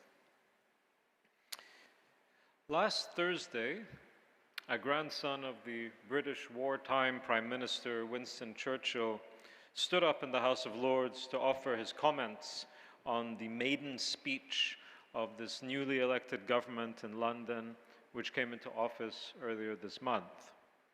His name is Nicholas Soames, and he's one of the elder statesmen of the British Conservative Party. He closed his comments with the following, and I quote, "My lords, we are faced with crossroads, a choice. We can either cast aside selective blindness, recognize and act upon the rule of law without fear or favor, however difficult it may be, or we can continue in determined blindness. But if we do that latter, we must know that we are jettisoning an order that was hard won, and we cannot be surprised when other world actors replace it, and we cannot be surprised at the consequences that follow," end quote. It was a very telling comment, and one that struck me for its succinctness, but also for the stark message that it gave. And one might have thought that Lord Soames, particularly from a conservative background, was speaking about Russia's invasion of Ukraine, and certainly these comments would apply in this regard, but he wasn't. He was talking not about an enemy of the West, but rather an ally of the West. And Lord Soames also said, and I quote, "This is the kind of lawless behavior we might expect from a rogue state and an enemy of a rules-based order. Let me remind you, my noble lords, that this is a proclaimed key ally of the UK, of the US, and the West. My lords, if the West is to maintain any hold or credibility in upholding the rules-based order on which we all depend, the rule of law must apply to all equally. If it does not, then it is not rule of law at all," end quote. And I suspect that we are now all very familiar with what state Lord Soames was referring to. He was referring to the state of Israel. And Lord Soames was taking the opportunity to raise this particularly important point in the aftermath of the advisory opinion that was offered by the International Court of Justice earlier this month, which made clear that the international community and international law in particular recognized that the Palestinian territories were illegally occupied by Israel for decades and that the occupation must end. It was an important statement, of course, and I can't mention the ICJ in this context without noting the actions of my fellow panelist, Dr. Pandor, for her efforts in launching another case last year, which may have even more consequences than people currently realize in the future. But on one level, it wasn't and isn't the ICJ and its moves that I found most startling. Rather, it was the response of different parts of the international community to the ICJ and also to the ICC, to the International Criminal Court, over the last 10 months in particular. There's a book that was recently published by Politico national security reporter Alexander Ward. He calls it The Internationalists. And the subject of it includes one of my former colleagues at the Carnegie Endowment for International Peace, Jake Sullivan, who became US President Joe Biden's national security advisor. The book's basic aim was to write a story of a team that came in with immense confidence, so Alexander says, lost it during the withdrawal of Afghanistan, and found their mojo again, he puts it, with the defense of Ukraine. Sullivan, but also others from quote-unquote Team Biden in the foreign policy arena, are portrayed as, and I quote, a group of sober-minded, yet idealistic professionals who took office intending to end wars and to repair America's ailing body politic at home and its damaged reputation abroad in the wake of Donald Trump. End quote. I found that very striking that he put it in that sort of way, because since October last year, these so-called internationalists who advocated the rules-based order when it came to Russia and Ukraine, following the former's invasion of the latter, who lauded international law and institutions, who desired so much for America's reputation abroad to be repaired following Donald Trump. They have presided over one of the greatest acts of sabotage when it comes to that rules-based order, and managed the degradation of America's reputation that will last for years, if not decades to come. Because let us be clear, if the rules-based order is important, then international law must be upheld. And if it must be upheld by one against one, then it must be held by all against all. But if the strongest advocate of that order not only fails to uphold international law, simply because the accused is an ally, but actually defends the infringements of international law because it's an ally who does the infringement, then the credibility of the system itself is irrevocably damaged. Consider some comments from the Financial Times in London. And the Financial Times is hardly a bastion of radical left-wing activist circles. They said none of the International Court of Justice's advisory opinion should come as a shock. The UK, the EU, and much of the rest of the world long deemed Israeli settlements illegal, while the US considers them illegitimate. Yet the West has treated Israel with kid gloves, essentially giving it a free pass as it violates international law. Such inaction feeds perceptions of Western hypocrisy and undermines the notion of a just rules-based order. End quote. Even the EU's own High Representative, Joseph Borrell, said, "We will have to choose between our support to the international institutions and the rule of law or our support to Israel. And both things are going to be quite difficult to make compatible." Borrell was right, but I think he actually understated the issue. We all have to choose between our support to international legal institutions or support for our friends, because there will be times when trying to do both will be incompatible. As someone heavily engaged in foreign policy discussions in Washington and in London and in the Arab world, I saw the situation for the quote-unquote rules-based order already in a very dire strait before the events of October 7th last year, and now it's many times worse. The Jordanian Foreign Minister, Ayman Safadi, said only a few days ago, Gaza has not only become a graveyard for children, it has become a graveyard for international law, a shameful stain on the whole international order. It's a damning indictment, but it's not one that I think we can afford to ignore. Over the past 6 months, from my own vantage point as someone who works in policy at a Washington think tank and at a London security institution, I cannot remember another time in history where the breaking of international law was not only ignored by Washington, but it was defended, it was dismissed, and it was excused. The International Criminal Court is also not only dismissed, but is actively attacked by American officials. The Republican Party now has a vice presidential nominee who has called on the US Department of Justice to investigate the International Criminal Court's Prosecutor General for supporting terrorism because he is seeking a warrant for Israeli officials. When it comes to the UN Security Council and the ICJ, the situation is not much better. The Biden administration said that a UN Security Council resolution was non-binding because it was against Israel. The ICJ's ruling was also non-binding. And in that regard, they're correct. The ICJ's ruling was non-binding because it wasn't brought forward by a state.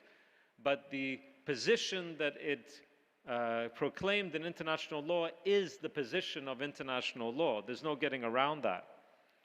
And of course, DC rejected South Africa's case before the case was even heard.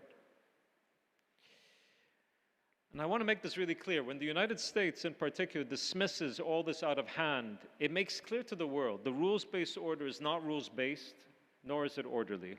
Rather, these are rules for some, and they're meant to benefit our allies, penalize our enemies, or at the very least, our allies are exempt from the consequences. And these are therefore not rules, they're hobbies. I take no pleasure in pointing all of this out because none of this is a game. We are in a very dangerous time. Earlier this year, another statesman said, I know it sounds devastating, especially to people of the younger generation, but we have to get mentally used to the arrival of a new era, the pre-war era. I don't exaggerate. This is becoming more and more apparent every day. Now, I didn't say that. Donald Tusk, the Prime Minister of Poland, did so a few months ago. And of course, he's talking about Russia and its moves in Europe, but there's a point that actually he brought up that I think is very poignant. We are in a time of crisis, and there will be many other crises that will come upon us, and I don't know if we're ready for that. We have the climate crisis that will get worse and worse as the years go on. As His Highness the Sultan mentioned this morning, the conflicts in Sudan, of course in Ukraine, and most of all in Gaza, the conflicts will rage on with the brunt of the suffering being held by the weakest and the most vulnerable, as it has been thus far. And there will be no world order based on justice that can exist if it leaves any member of our community behind. And that brings us to the question that I wish to pose, which I hope we will all consider together. If this is indeed the nature of the current rules-based order, i.e. the rules are that malleable, then are we seeing the beginning of an intense and continual decline and fragmentation of international order? And if so, what are we to do about it? Let us be frank. Israel's not going to be listening to any rulings, irrespective of the rulings that come out. If Donald Trump becomes president for a second time in the United States, then support for international and multilateral institutions also will drop. And remember, the US funds a lot of those institutions.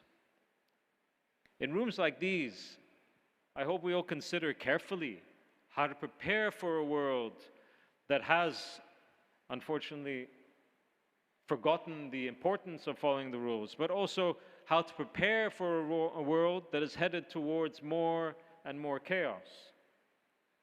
Or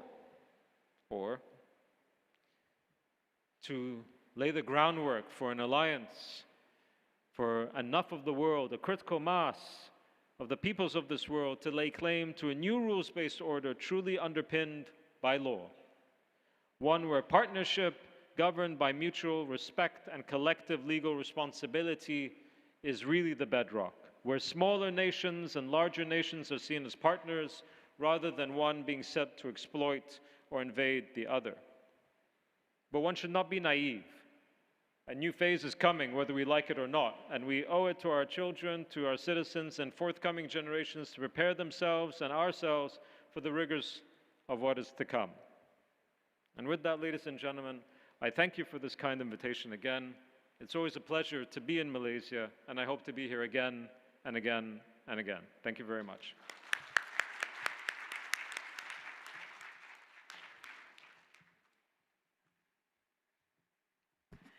Thank you, Dr. HELLYER. Thank you for, illuminating us on the overview of the geopolitics, the shifting alliances, regional conflicts, as well as the emerging powers. I think moving on, I can see Professor FAWAZ is nodding his head. So this is Professor FAWAZ's turn, right? Just a bit of your biography, right?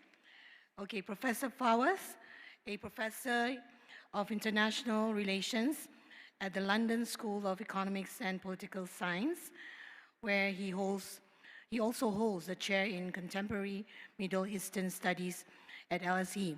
And before that, I forgot to note here, I've already noted here, he's also the author of What Really Went Wrong, yeah? The West and the Failure of Democracy in Middle East. So we're fortunate today to have the author himself. So if you have the book with you right now, he's here. You can ask for your signature, right? Okay, Professor FAWAZ, over to you. You have 15 minutes. I'll alert you if your 2 minutes is up. But on the screen, if you have a look, there's a timer. So if you want to keep time, it's on the screen. All right. Right. I'll have that. Assalamu alaikum. We've already thanked, His Royal Highness for this wonderful, gathering, and I want to thank the organizers for this invitation. I'm really delighted to be here. As my colleague, Dr. Hisham said, our panel is called Global Politics. What I will do is I will follow up on what Dr. Hisham says and try to broaden the discussion a bit. I want to focus in a very simplistic way because I don't have the time. So I want to focus on structural patterns and trends in global politics by really highlighting 7 points, quickly, simplistically, and critically. I think the first point I want to put on the table is that what we have witnessed in the past year or so is what I call a great rupture in international relations, truly. And what Dr. Hisham highlighted is, the rupture, what I mean by the great rupture in international relation is that the rules-based international order, which has been a bedrock of American hegemony since 1945, has been shattered into a million pieces. That the dormant fault lines between the West, quote unquote, and the global South have become much more pronounced in the past 9 or 10 months as a result of the Gaza war, even though the changes have been taking place really since 2001 as a result of America's global war on terror, as you remember. But I think the Gaza war, in a way, was really the final nail in the coffin of the rules-based society because it's being played in real time, where this is not a war against Hamas, this is a war against the Palestinian people. Let's talk about the war. More than 15,000 Palestinian children have been killed. Almost 11,000 women have been murdered.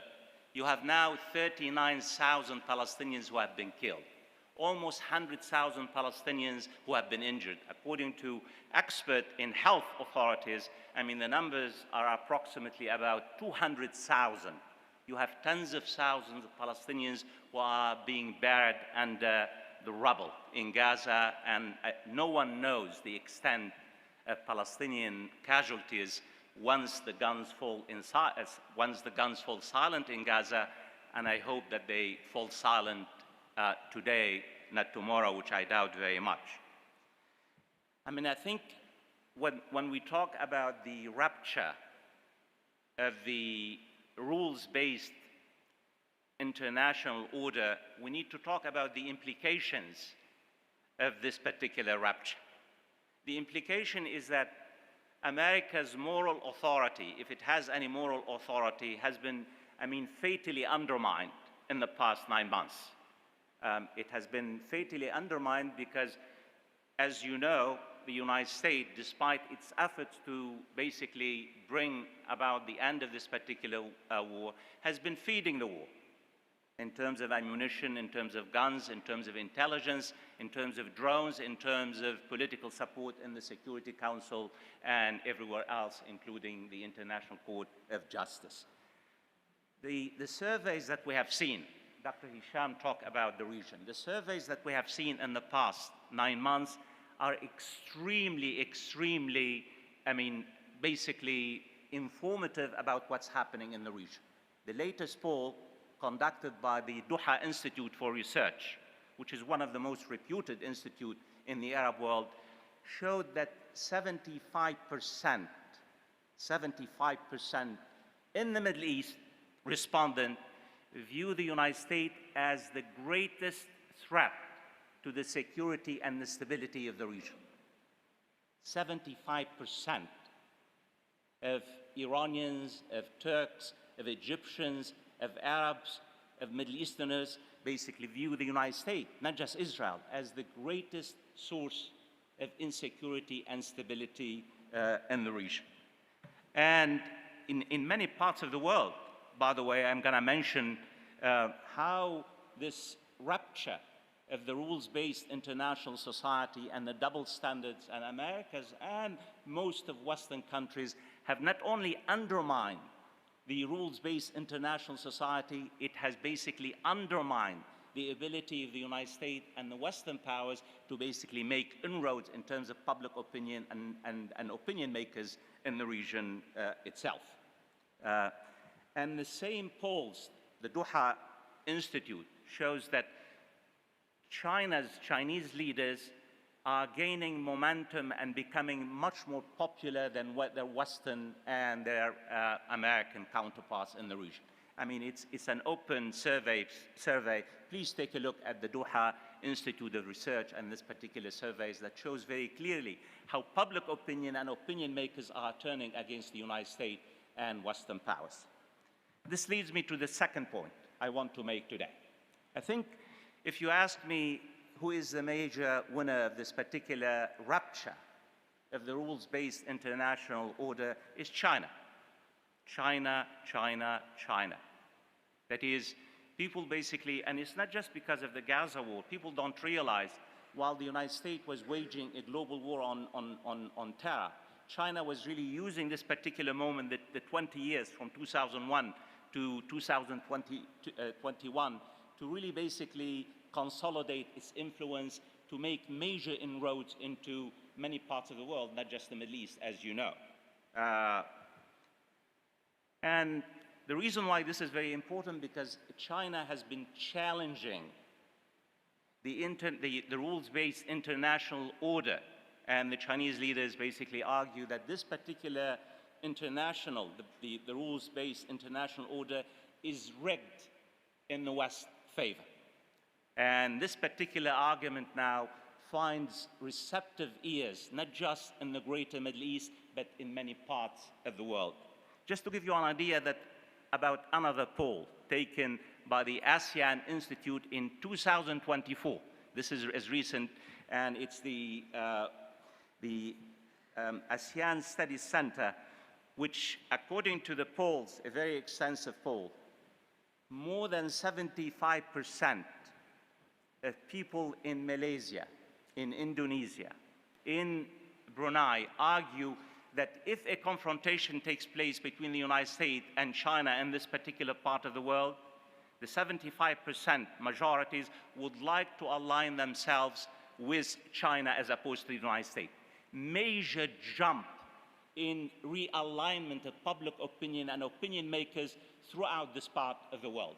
Again, please take a look at this particular extensive survey that shows a major shift public opinion and opinion makers as a result of the Gaza war.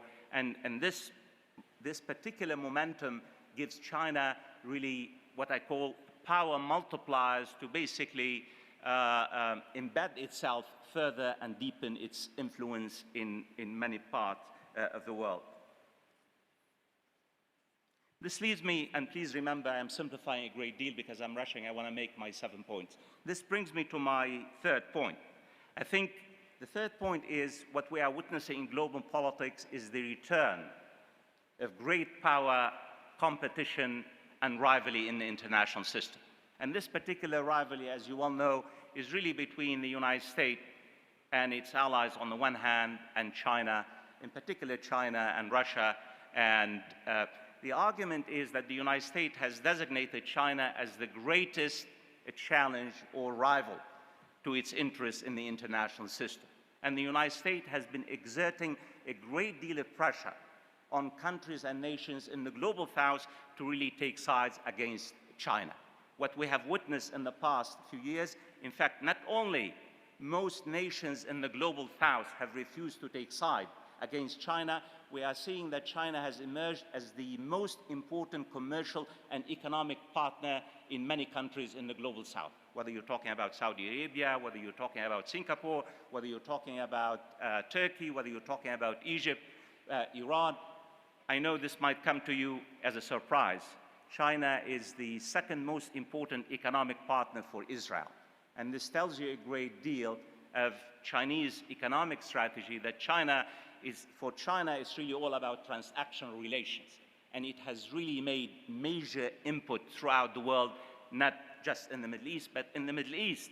I mean, what has happened in the past 10 years is that China has emerged as the greatest economic and commercial partners of most states in the region.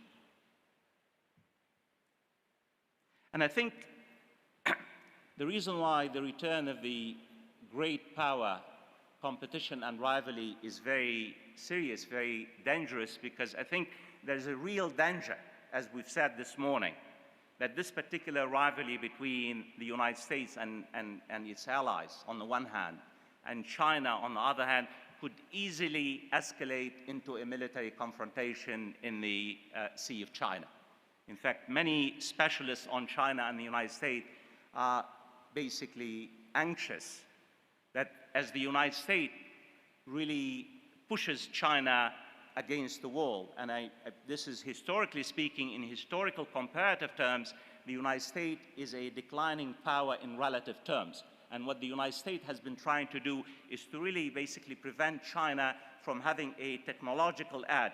I mean, the Chinese believe that the United States has been trying to contain China, which is probably true to a great extent.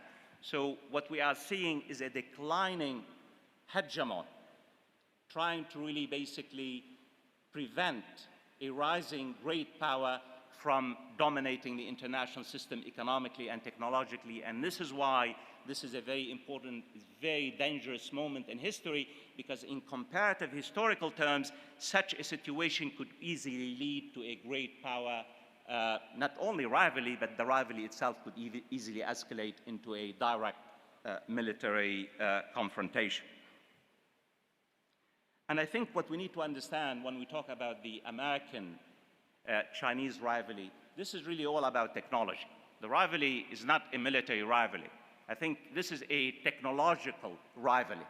And that's why the United States really has been focusing a great deal, trying to sanction any kind of relations between Western companies, technological companies, and China, because the United States is terrified that if China has a technological edge, basically China will be able to overtake the United States in the next 10 or 20 years. And here, again, I don't have the time to flesh out When we talk about the new rivalry between China and the United States, China is not the Soviet Union, people, you know that. The Soviet Union never had an economy. The Soviet Union never really had any kind of technological base except of hard power. The Soviet Union never had soft power. China is the only great power in the international system that not only has hard power, it has soft power, it has technological power. China really is the only power in the 20th century and 21st century that could easily rival the United States in terms of power and influence worldwide. Point 5, you might say, where's Europe in terms of global politics? Europe is a follower. So far, wherever the United States goes, Europe follows. Europe is inward-looking. It's terrified. It's about identity, shrinking population. Europe really is, even though it has the resources, it's unwilling to really invest strategic assets in terms of really trying to defend itself. So in this sense, basically, most European countries, with the exception of few European countries, follow American doctrine, in particular Germany and Britain and France to a lesser extent. Point 5, despite all the effort that the United States has done, the United States has failed so far to convince or nudge or persuade or force most global South countries not to do business with China. Even in the Middle East, some of America's most important allies, Saudi Arabia, the United Arab Emirates, Turkey, they all have strategic relations with China in terms of economic and commercial dealings. And even though most of the Arab states, the Gulf states, still continue to rely on America's security umbrella, but their economic, they subscribe to a strategy called diversification, at-tanwiyah in Arabic. They want to diversify their economic and technological relationship with China and India and other powers. In this particular sense, if you really, all the surveys that we have seen from the Middle East, people not just in the Middle East, people in the global South look at China and say, China is the future. China is the future, particular opinion makers in terms of soft power, in terms of technology, in terms of goods, in terms of investment, and what have you. Point 6, I'm rushing because I have one more minute to go. It's okay, go ahead. I'll give you another 2 minutes. Thank you. Thank you, no worries. Unfair.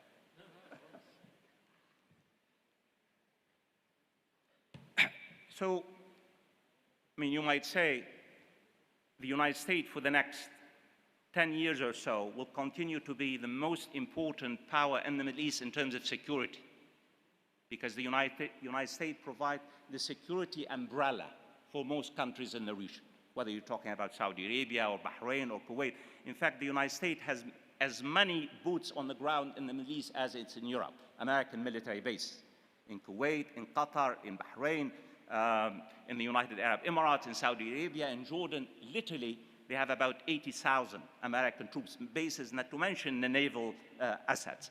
But I think, in particular for students, if you really want to understand where the global South basically fits in this global rivalry between the United States and China, I would say the concept of hedging as opposed to the balance of power. Hedging in international relations is that when nations try to mitigate risks to their security.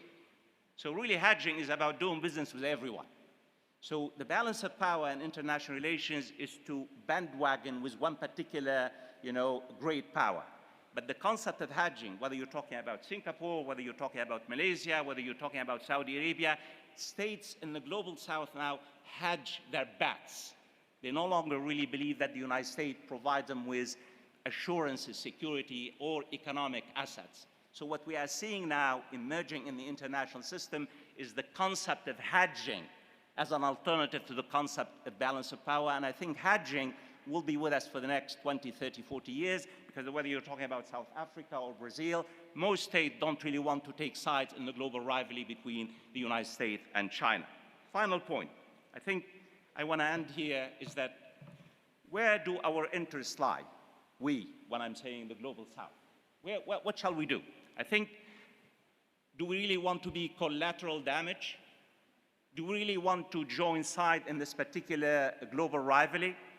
Or shall we really somehow coalesce our resources, create an alliance of humanity, create an alliance that basically serves our interests and yet really cuts across ethnicity, religion, and politics. And I think at the end of the day, this particular alliance, to my mind, has the overarching aim of what I call economic sovereignty. Political sovereignty without economic sovereignty is nonsense. So in this particular sense, the reason why we have been really hammering this particular, it's not enough to act unilaterally. And that's why my hope and my prayer that we, many nations in the global south, not only come together, but they come together in an effort to basically bring about a shift, a major conceptual paradigm in international relations where the concept of humanity and common humanity and shared interests become really an alternative to the great power rivalries that basically have devastated the international system since the end of World War II in 1945. Thank you. Thank you. Thank you very much, Professor Fawaz. You made it, the 2 minutes, just nice for you. Thank you. Thank you so much, Professor Fawaz, for enlightening us with the evolving global political landscape there, and also the interplay between the declining superpowers, emerging geopolitical and geo-economic actors. You mentioned about the rupturing and how to mitigate this. How to mitigate this is through hedging, and I think we'll be listening more once we will have more discussion on this later. I would like to move on to our next speaker. Earlier today, when I asked him, how would you like me to address you? And he said, I'm a datuk of 6 grandchildren. Grandpa of 6 grandchildren. So allow me to introduce just a quick one, yeah? We have with us His Excellency ZAINUL ABIDIN RASHEED. Yeah. He is the former Senior Minister of State, Foreign Affairs, Republic of Singapore. So, and he is currently, yeah, he was the Minister of Foreign Affairs, Minister of State of Foreign Affairs in 2006 until 2011. And he is currently Singapore's ambassador, non-resident, to the state of Kuwait. And prior to serving as a member of Parliament of Singapore from 1997 to 2011, he had a fulfilling career in journalism, which included the positions of editor of Berita Harian, Singapore Business, the Sunday Times, and associate editor of the Straits Times. He also previously headed various government and community organizations, including as president of the Islamic Religious Council, a statutory body, as CEO of the Council for Malay Muslim Community Development, acronym MENDAKI, and chairman of Malay Heritage Foundation. He now serves on the NTU, Nanyang Technology University, Board of Trustees, and is currently a member of the Board of Directors of Temasek Foundation Cares, a charitable and social service organization of the Temasek Group. With that said, over to you, Ambassador ZAINUL. You have 15 minutes. If you could see the screen at the corner of your eyes, there is a counter. Or else I'll come over to you when the 2 minutes is almost up. All right, over to you. Okay, fine. Thank you, Doctor. Bismillah ar-Rahman ar-Rahim. Alhamdulillahi Rabbil Alameen. As-salatu was-salamu ala ashrafil anbiya'i wal-mursaleen. Sayyidina Muhammadin wa ala alihi wa sahbihi ajma'in. Thank you very much for this opportunity. Although I'm not very sure whether I should be here, but when I saw that His Highness Sultan of Perak and also the Prime Minister of Malaysia, Mr. Anwar Ibrahim, my good friend, coming to officiate, I thought I should not miss the opportunity. But the topic which they've given me, it's so complex, so murky. I'm not sure whether I made the right decision to agree to speak. But my mind is just as murky because I think FAWAZ was talking about the global south. Yeah? But I just came from real south in Sydney, Australia, very south, and 7 hours flight coming to Singapore, and then 2 hours rest in between before I catch the earliest flight from Singapore to Penang. So you can imagine. So if I sound very incoherent, please forgive me. But what a better way to start all this off by reminding myself and us about the first word in our Holy Quran, Iqra. I think we all know what that means, right? Iqra means to read. And to read means to go for knowledge. And to gain knowledge means you need education. You need understanding. And to me, those are the essential ingredients of us trying to understand this world of ours, which I say is so complex, ever-changing, and is so difficult to understand sometimes. So when it comes to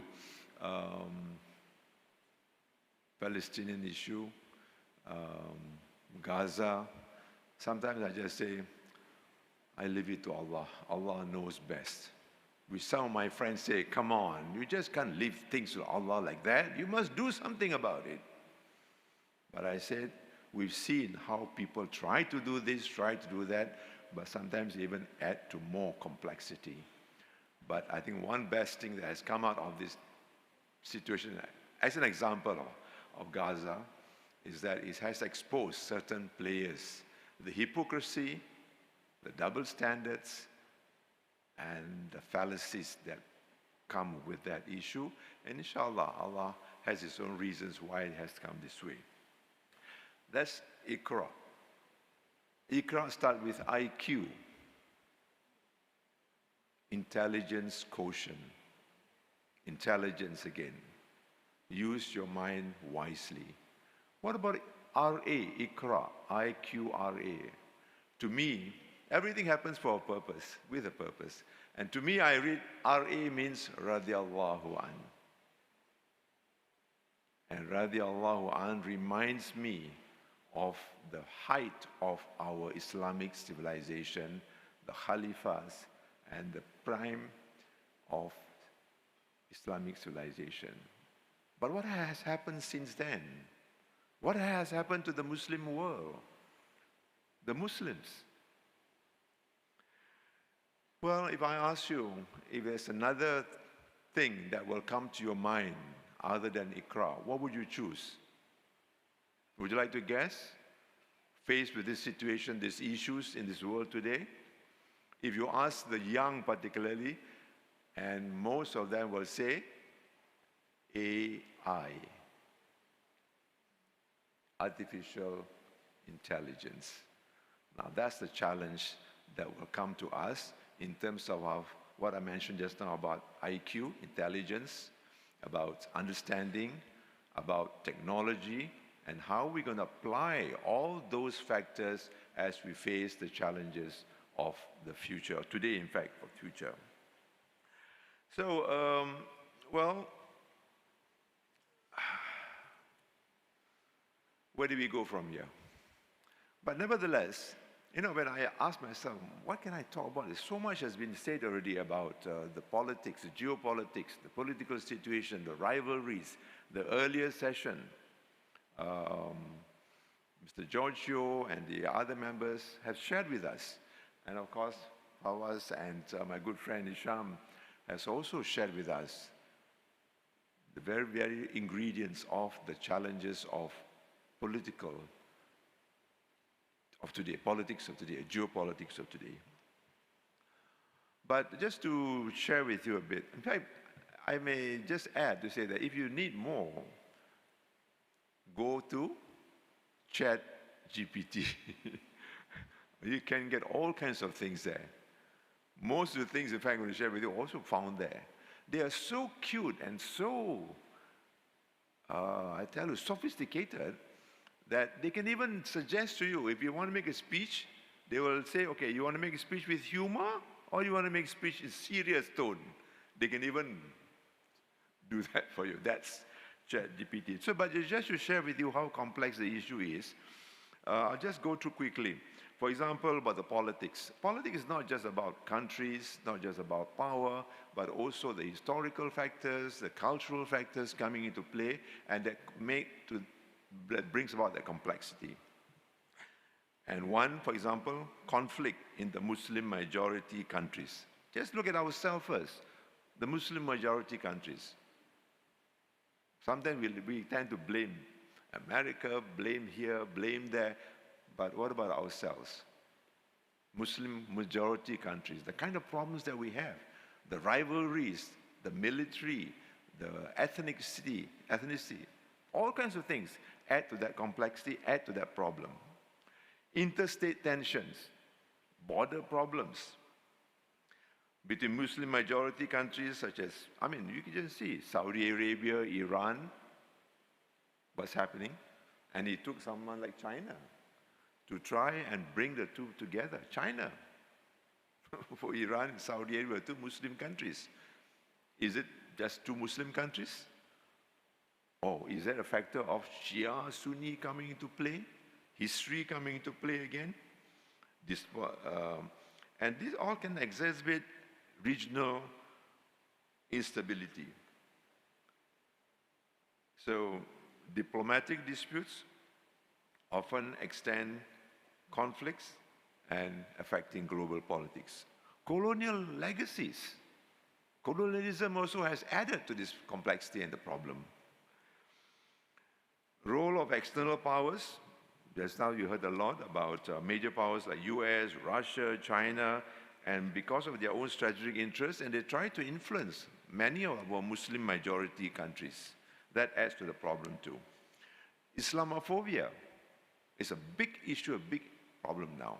Sometimes we create the problem ourselves, some of the Muslim factions in our own Muslim countries, but sometimes, in fact more often than not, the non-Muslim countries create the Islamophobia just to give that kind of problem.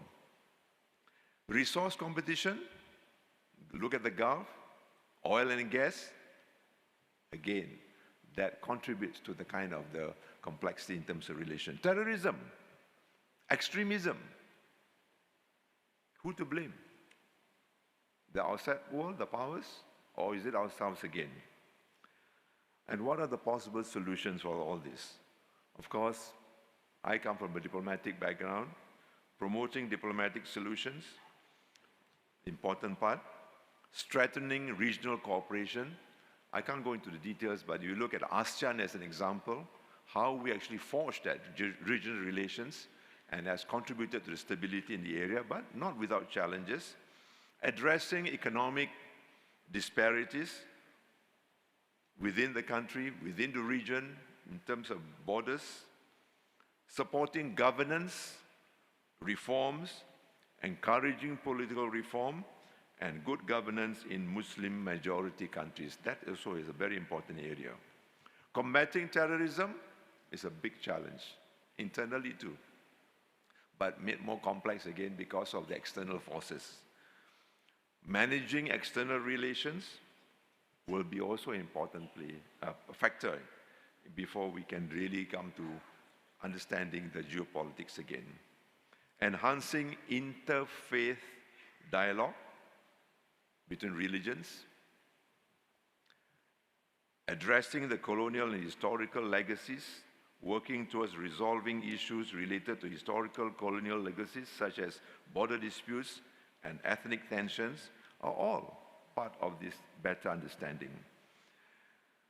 So in implementing these issues, the solutions, they require coordinated effort from governments, international organizations, and local communities.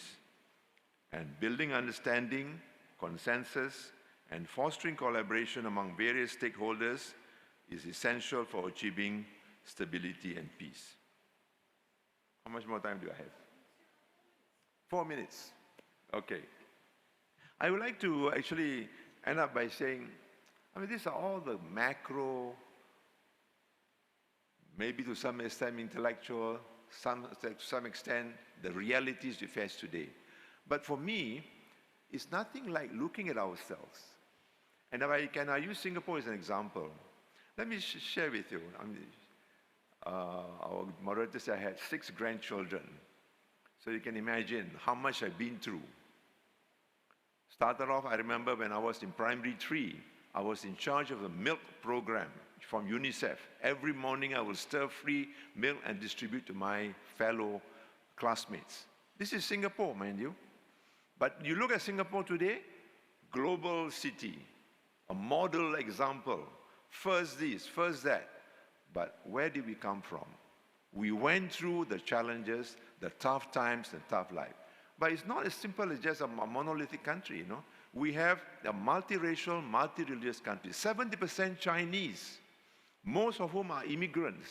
The indigenous people are the Malays. But when we started, we were all poor. My time is running out. But that's how it started. But Mr. Ambassador, you just started the juicy part, the Singapore part. Yes. I think you should go more on that. So maybe we can spare you you can 2 imagine, minutes. you know, Singapore. But how we started. At that time, Chinese, Malays were no issue. We all together, poor people. But how the Chinese move forward, how the Malay Muslims move forward were quite different, totally different. We were quite complacent, we were quite happy with what we have. We care more about the afterlife than dunya. So the Chinese progressed forward very fast, and they brought Singapore to what it is today. And the Malays now realize that we cannot stay still, we must move on. Then let me also share with you, in 1973, when we were student leaders, and it is where our Honorable Prime Minister, Mr. Anwar Ibrahim, was also colleagues. We shared together experiences working with student leaders in the region. We were invited by none other than President Gaddafi of Libya to an international youth conference in 1973. And there, President Gaddafi's leaders told us, forget about the West. Let's get together, Muslims, leaders together, bound ourselves, and fight the West.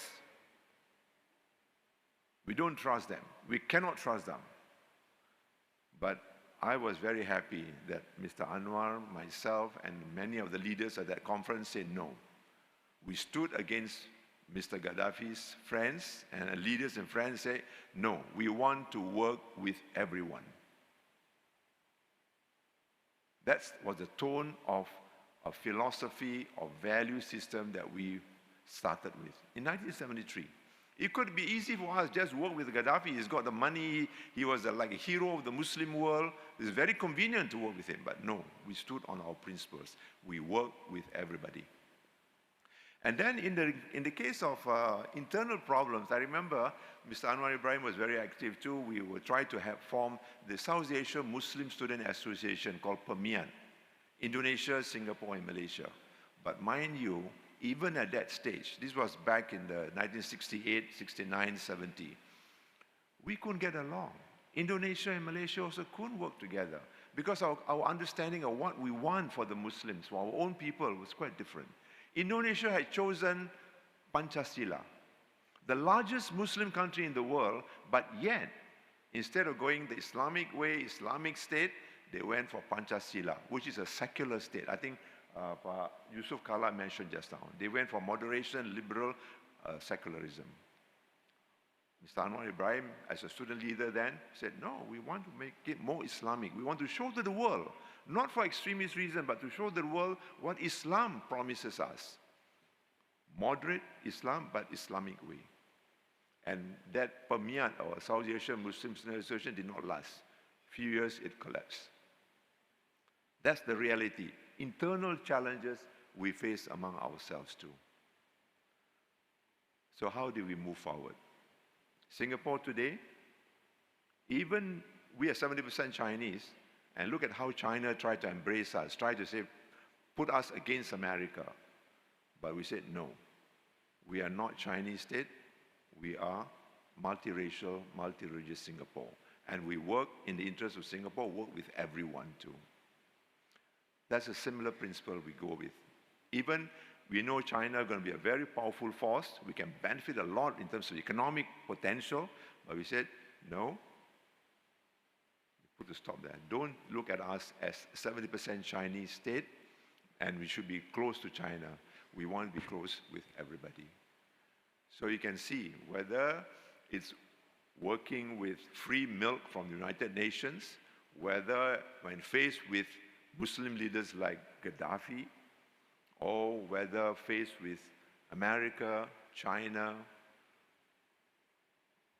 I won't go into the complexities about Singapore relations with Malaysia. We joined Malaysia. A few years we were asked to leave because of race politics again. It's too complex to go into that, but those are the issues then. Singapore left, very difficult times, relations between Singapore and Malaysia. Even till today, there are issues.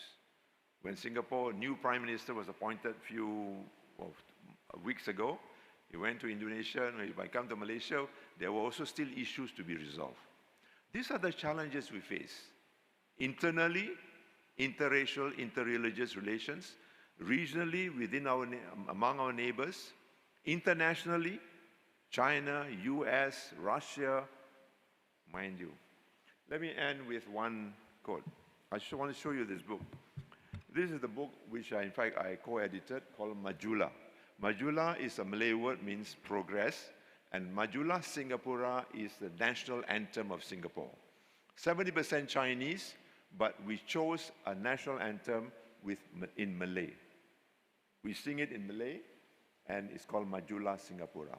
And this is a book where we showed how the Singapore Malay Muslims cope with the challenges and what we faced then. This is celebrating 50 years of our independence and how we move forward.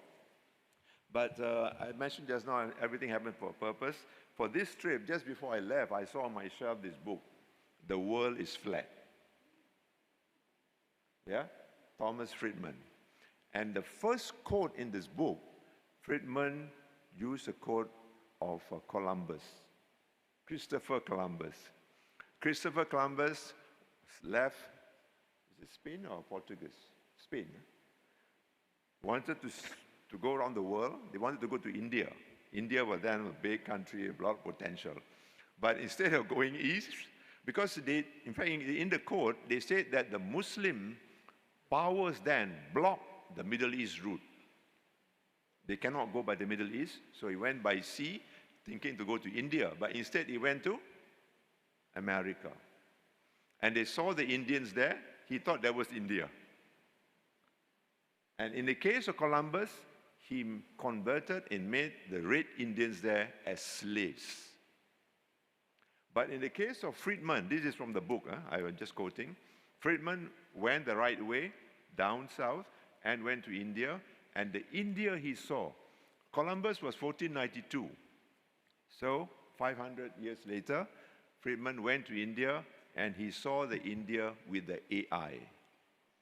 The AI today, they already had it then. And the challenges, the Indians were of brilliant mind. And they knew what was coming. Computers, all things related to the computer and the management of information and mathematics and science. And that's the India today. But now, with China, there are issues that come up. The challenges continue, and we need to continue to try and understand the issues better and manage it according to our own value systems, but not forgetting that we live in this very complex, multiracial, and multi-religious world. Thank you.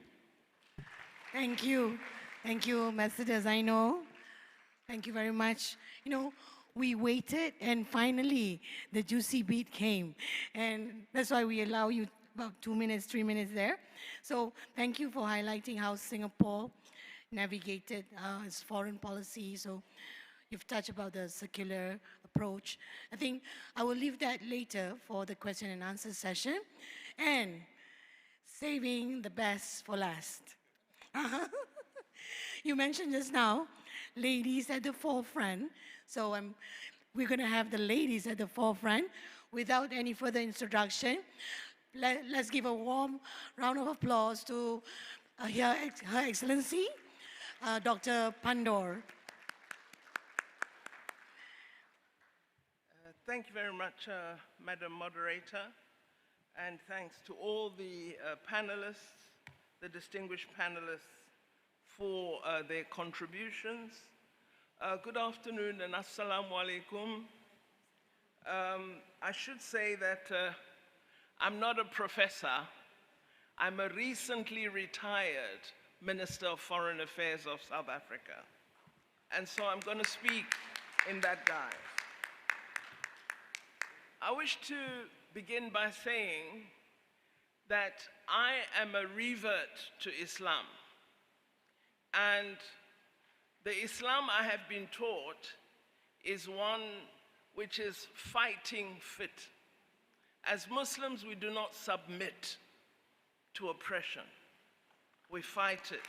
This is how I have been taught. So I want to begin by saying that I think it's vital when we discuss global politics that we do not appropriate a sanitized view of the West. If you look at a lot of the world's problems, there's a common denominator related to the chaotic and complex problems that we experience today. And that common denominator is Europe and the United States of America. Now, it may very well be that we do need to examine ourselves because there are fault lines in ourselves, in our countries, in our leaders, in our organizations. But as we examine ourselves, let us also look at the undercurrent of the role of intelligence organizations, of those two factors in much of our problematique. It is in Southern Africa where we had the CIA supporting the emergence of UNITA in Angola to fight the liberation movements so that we in South Africa should not defeat apartheid. It was in Mozambique that again, intelligence organizations from outside Africa came into Mozambique, created, financed, armed RENAMO, not to fight the Mozambican freedom fighters, but to fight us, because for them, South Africa was a white island of privilege that they wanted to preserve, and they would do everything to ensure that they preserve that. So you are dealing with a very, very complex, evil enemy. And we in the world, if we are to understand how we engage with humanity, we must not sanitize the level of harm, the level of intention to cause you not to succeed. It's absolutely necessary that we understand that. Now, let me come to this interesting phrase that has been used very loosely in the past decade and much more in the past 5 years. And this is this expression of international rules-based order. We always ask the question, whose rules? Who's the referee? Because we understand that in global relations, the international rules are framed in terms of international law and international humanitarian law. There isn't a rules base like a referee match of soccer or rugby. So we need to be very careful. And this notion of rules-based has been developed for someone to be able to say, you are not following the rules when they disrespect international law. So we also, when we discuss global politics, should be wary of appropriating concepts that seek to reify the dominance of particular countries and make us believe that it is those countries that are the ones that would preserve order, and the rest of us are merely there to follow. These are very problematic notions that we should not accept. So I agree with the colleagues that part of what we wish to achieve is to seek consensus, is to seek inclusion, is to seek a level of cooperation where all of us matter in this world. I would like, as my contribution today, to speak about the global South. Now, I know that we use the concept loosely because despite the notion that you are juxtaposing the South with the North, we don't have a coherent South, nor is there necessarily a coherent North. You can see, for example, the response of some of the Balkan states in Europe with respect to the Russia-Ukraine war. So there isn't a homogeneity of response. And similarly, when I refer to the global South, I do know that it is a concept that is not accepted by everyone, nor is it meant to create the notion that we are a homogeneous, coherent political force as countries of the South. But I do think it's a useful concept and one that we should use. So let me begin by coming back to Professor FAWAZ's earlier comments this morning when he spoke about the current geopolitical environment being at an inflection point. And I absolutely agree with him on this. It's an inflection point that might lead to an emergent global set of relations that could be less hostile than those shaped by the powerful assertion of unipolarity that has been so dominant for over 70 years. Despite having a multilateral premier institution of the United Nations, essentially, unipolarity has been extremely dominant for several decades. And what we are all seeking an answer to is how do we create successfully a multipolar world? We believe that geopolitical contestation has been somewhat laid bare by at least 3 significant events in the past 2 decades. Firstly, the devastating economic crisis of 2007, which affected all our economies and confirmed the strong macro-financial limits of globalization. Second, the impact of COVID-19, which we often neglect to mention, and yet it had such an effect. And alongside that global impact of COVID-19, we recall the manner in which the developed, richer countries of the world failed to initially promote global pandemic response cooperation. I recall when we were responding to COVID-19 as South Africa and the African continent, we couldn't get anybody to sell vaccines to us because they said themselves first and then others later. So we failed with global pandemic response cooperation, and countries that are richer than us, that had developed the science, were quite comfortable to see many of us in the South die and would not provide us with the support we needed to combat this pandemic. Then I think thirdly, we have the devastation of the Russia-Ukraine war and its confirmation of the inadequacy of the United Nations and particularly of the United Nations Security Council. Linked to this war is the onslaught of Israel against the people of Palestine and the failure of the global community to decisively intervene and stop this harm to Palestinians. A failure despite the existence of international law and international humanitarian law.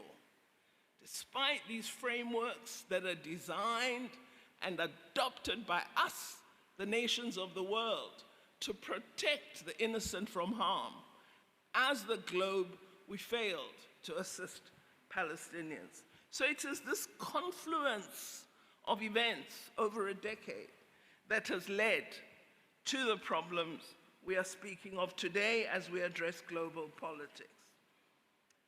So let me come to my country, South Africa.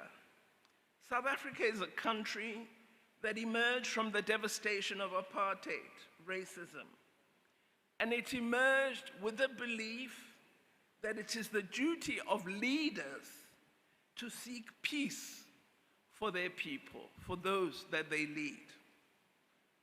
Out of the pain and ashes of apartheid, we have sought as South Africa to create a constitutional democracy that seeks to unite a once divided, diverse nation and to create what we aim for, which is a democratic, non-racial, non-sexist country in which human rights belong to all and human dignity is the cornerstone of our constitutional foundation. South Africa strongly believes in our common humanity and in the obligation of all persons to engage in struggle against injustice and to unite in international solidarity to fight oppression. Our leaders went all over the world asking you, your leaders, civil organizations, Islamic organizations, Christian organizations, saying there's this evil called apartheid that we are fighting. Could you join us in solidarity in an international anti-apartheid movement? And in country after country, the people, not the leaders, the people said, we will join. Whatever way we can help, we will help. Even Yasser Arafat, under conditions of oppression, said as the Palestinian Liberation Organization, they will assist us in whatever way they can. This is why today, in international solidarity, we stand shoulder to shoulder with the people of Palestine. Because in our hour of need, they stood with us. And this is our understanding of international solidarity. And we believe we need this international solidarity as humanity in any instance where harm is brought to those who are oppressed. We really appeal to the world that just as they supported us when we were fighting for freedom, so must this global solidarity today, matched with positive values and ideals, be brought to bear urgently in order to assist the people of Palestine. The West European region and the United States of America are a powerful combination that the world has to engage with. However, the question we must answer for countries of the South is what should be the nature of our relationship and engagement with the West. There are several key points Firstly, we believe that the South must collaborate consistently on addressing critical development priorities to end poverty, inequality, and joblessness. His Royal Highness, the Sultan, made reference to these issues this morning. Secondly, we believe countries of the South should not take a back seat on global challenges. They should be advancing openly for freedom from corruption and freedom from terrorism and all other ills on behalf of the Palestinian people and the people of Sahrawi who are also oppressed. Third, the South is the largest bloc in the United Nations, and yet it is the least powerful. The South countries should actively ensure reform of the United Nations system to make the UN Security Council more democratic and more effective. How can it be that only 15 countries believe they can assume responsibility for our peace and security, and 5 of that 15 can veto anything that doesn't address their interests? This is undemocratic, it's inefficient, and it has to be brought to an end, and it is us, the South, who must lead on that. Fourth, the South, particularly the countries of Africa, which hold the bulk of the mineral resources used for industrial and manufacturing processes, must move away from being resource-rich and economically poor and learn to use their mineral resources to develop their economies. And it is if we cooperate as the South that we can ensure the industrialization of Africa and the development of a strong beneficiation and manufacturing base utilizing the rich wealth of mineral resources of Africa. In conclusion, I believe that this global moment offers the South an opportunity to lead in shaping a more consensus-driven, inclusive, development-oriented world in which the South has genuine influence. It can't be that we are consistently driven to vote for the richer countries, and we never put ourselves in a preeminent position of power. The time has come for us to utilize our numbers to good effect, and we also have to begin as the population of the various countries of the South. We need to begin to ask ourselves, what's wrong with the kind of leaders we put in office?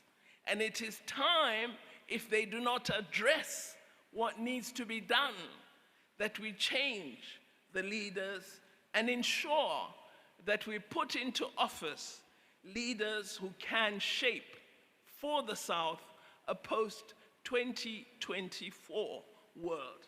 I thank you very much for your attention. Assalamu alaikum. Thank you very much, Dr. Pandor. We have exceeded the time, but because we were like, we can't ask you to stop because you have your points there and you're concluding already.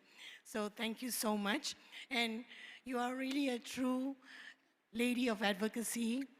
You've shared how the experience of apartheid has shaped how you have actually, moved forward with this quest of mobilizing Global South. And I do believe that we need more Dr. Pandor. All right, so before we move on to our question and answer session, maybe I would like to ask the panelists if you have any questions or you would like to add on among the panelists. Oh yes, go ahead, Dr. Fawaz, Professor Fawaz. I want to return to the theme of the conference, global politics. I mean, this is our theme. And the big question, the big puzzle for us, it is what is the impact of global politics on our societies? This is, you cannot escape this question. The reason why this question goes to the very heart of the crisis or the multiple crises that exist. Let me throw some questions at you. And I don't want to provide any answer. Does anyone here believe that Israel will do what it does in Palestine? That Israel's military occupation of Palestinian land will continue without America's preponderant and blind support for Israel? Does anyone here believe that Israel could do what it has done in the past 57 years without America's green light, whether in terms of arms, in terms of money, in terms of security? I mean, how many vetoes has the United States done? How do we resolve the Palestine question if you have the most powerful nation that basically gives Israel a green light and basically implicitly and explicitly allows Israel to do everything that it does? Point one. We talk about local agency. Local agency is very important. But let's look at what happened since 1945. How many of us know that it was in August 1953 that the United States, the new informal imperial power that replaced classical European colonialism, removed the most democratic elected leader in Iran, Mohammad Mossadegh, because Mohammad Mossadegh dared to nationalize the oil industry. Mohammad Mossadegh dared to say, no, I'm not going to bandwagon with the United States against the Soviet Union. He believed in positive neutrality and equilibrium. From 1951, the beginning of the Cold War, the United States has persistently intervened in the internal affairs, not only every single Middle Eastern countries, Latin America, South America, Africa, many parts, in order and punished assertive nationalist leaders, and rewarded dictators and tyrants like the Shah of Iran and other leaders. And Gamal Abdel Nasser paid for his decision to challenge the United States.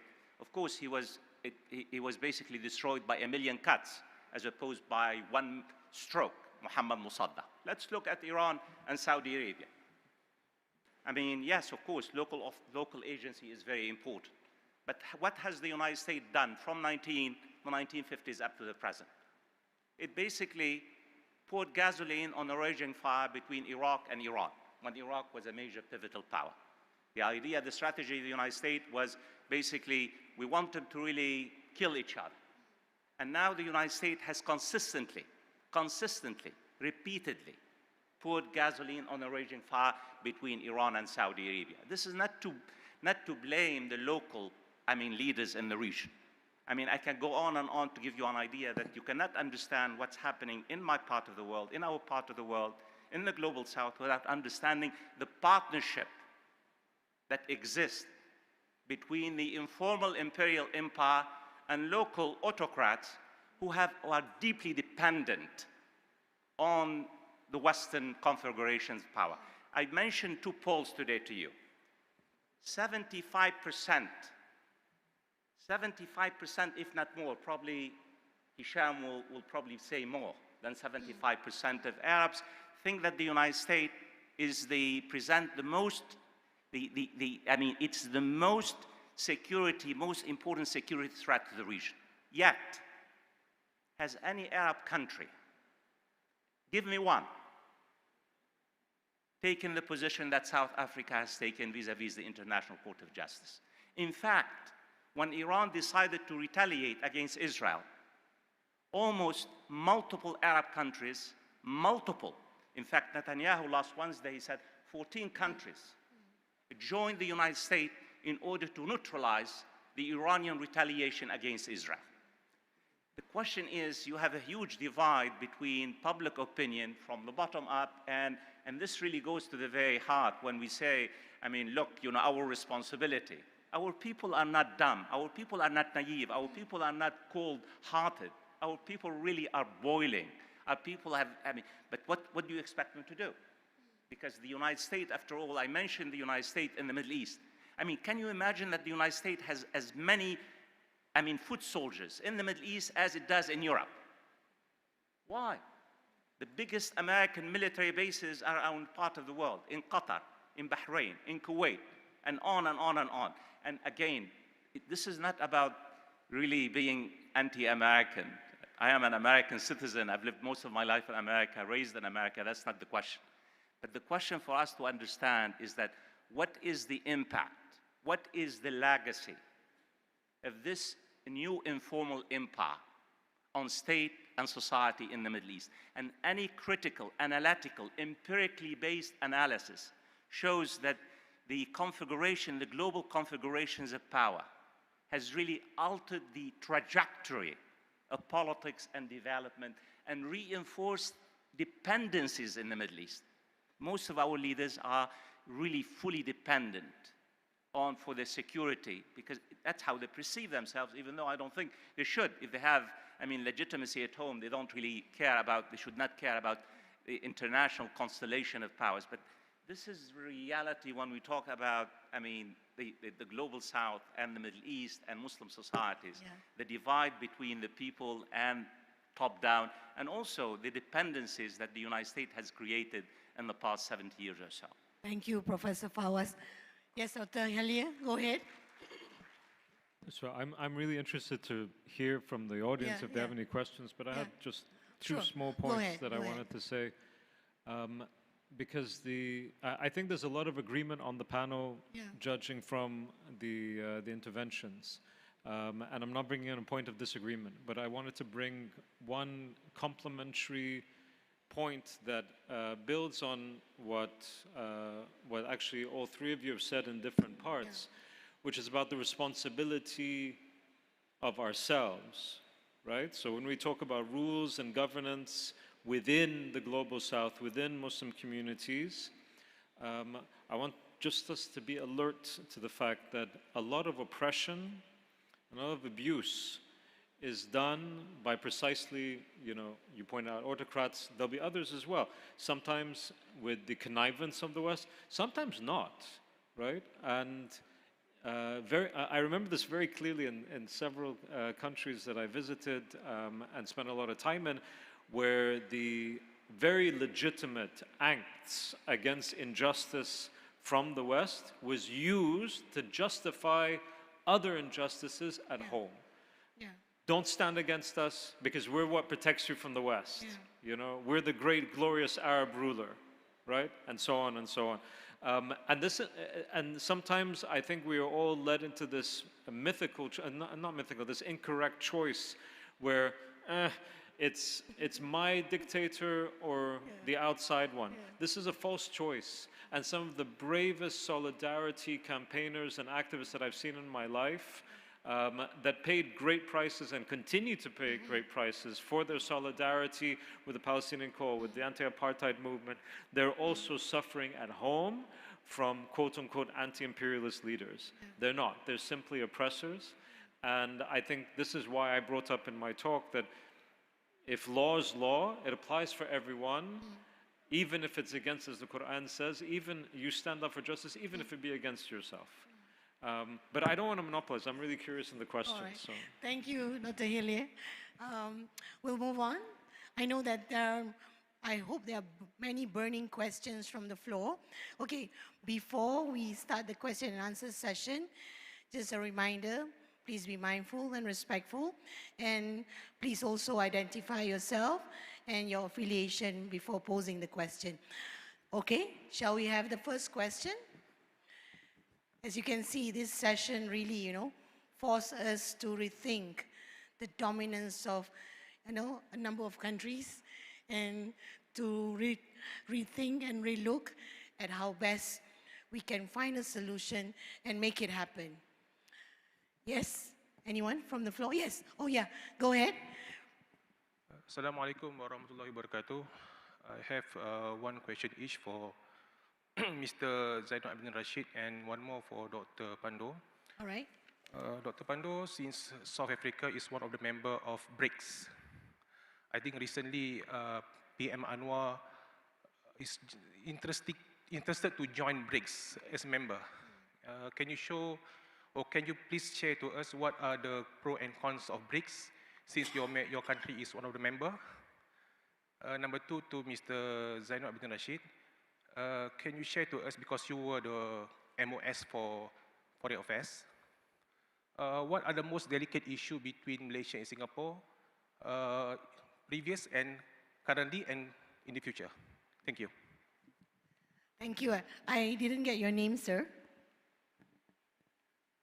My name is Omar. I'm coming from Universiti Sultan Azlan Shah. Omar, yeah? Mr. Omar, thank you so much. What was the second part of your question about Singapore, Malaysia? What are the challenges and what is the second part? What are the most delicate issues? Delicate issues. Delicate issues, we have water issues, airspace issues, maritime issues. What do you think that the most delicate issues faced by Malaysia and Singapore? Durian is one. Yeah. Over to you, Dr. Pandor. Thank you very much for that question. I just want to say that when we were waging the struggle against apartheid, the freedom fighters were constantly warned about how powerful the apartheid state was. And we could have stepped back and allowed ourselves to continue to be oppressed. But we fought on. I mean, one of the youngest freedom fighters who was hanged for the role that he played, his dying words at the prison where he was hanged was, "My blood will nourish the soil for freedom to grow." So people were prepared to give up their lives. Now, I think we shouldn't reify the powerful United States of America to the point where we disarm ourselves. I think that if we could work more effectively together, there's a great deal that we can do. I think there's a great deal of power in the economic opportunities that the South offers to the world. And if we used what we have as a bargaining chip, which we don't do because of the kind of leaders Dr. HELLYER and Professor referred to, we don't talk about advantages sufficiently. And I have a real difficulty in accepting that we are so weak, so without strategy, so without opportunity, that we must accept that we will forever be under the dominance of this very difficult situation. And I think part of what we were asked to do is to talk about what is the way out. You know, how do we begin to create and lead into something different? On BRICS, BRICS is a forum of countries that are attempting to create a platform where we can discuss alternative approaches to a range of policy areas in society. We believe it's possible for us to frame responses to opportunities and challenges such as artificial intelligence, cybercrime, and many other issues prior to those being developed and imposed on us as member states of the United Nations. So we have early discussions in BRICS about these emergent issues. The second, I think, strength of BRICS is that once we had confidence in ourselves as a forum, we agreed to establish our own development bank. And I think this has been the most important decision that the BRICS countries have taken. That bank enjoys AAA status at the moment. We had a lot of difficulties in the COVID era, but we are shareholders of the bank, and we determine the areas of investment that the BRICS Bank would support. And they are largely public service infrastructure. So we control how the bank functions, and yet we run it as a very professional financial institution. We hope to do that in other sectors as well. Finally, as BRICS, we've never set ourselves out as opposition to anyone. We are developmental in our orientation. Even with the presence of Russia and China, we don't discuss each other's domestic issues. We are really about how do we as a collective advance positive objectives and key policy issues in the international domain. So I think it's a good forum to join, but if you come there with a belief that you are now going to take swords up against someone, that's the wrong forum for you. We're really very developmental in our orientation. We are also consensus-based, and we have a concern about situations of conflict in the world, particularly with respect to the ones I've referred to, but we also can openly talk about Ukraine and Russia with the Russian leadership present. But there's more growth that is to happen, and with the joining of 5 new members, we've become far bigger than the original 5, and I attended the last meeting of the BRICS foreign ministers, and I saw some of the problems with growth. Consensus becomes far more difficult when you're bigger because the political orientation is sometimes very, very different. But it is an important forum, and I think as it grows, it will assume greater prominence in the world. But I think where we should also look is at how we regenerate the non-aligned movement, which played a very progressive role. It is 60 years old now, and it was begun in Bandung, in Indonesia. It played an important role in the anti-colonial struggle, and we allowed it to diminish in influence. So it is something that we are working with all the NAM countries to see if we can revive its influence. Thank you, Dr. Pandu. Mr. Ambassador, maybe, Mr. Omar, the question, because the platform that we have here is to discuss about global humanity, right? Well, when we talk about bilateral issues between Malaysia and Singapore, I believe this is not the platform. Maybe some other time, right?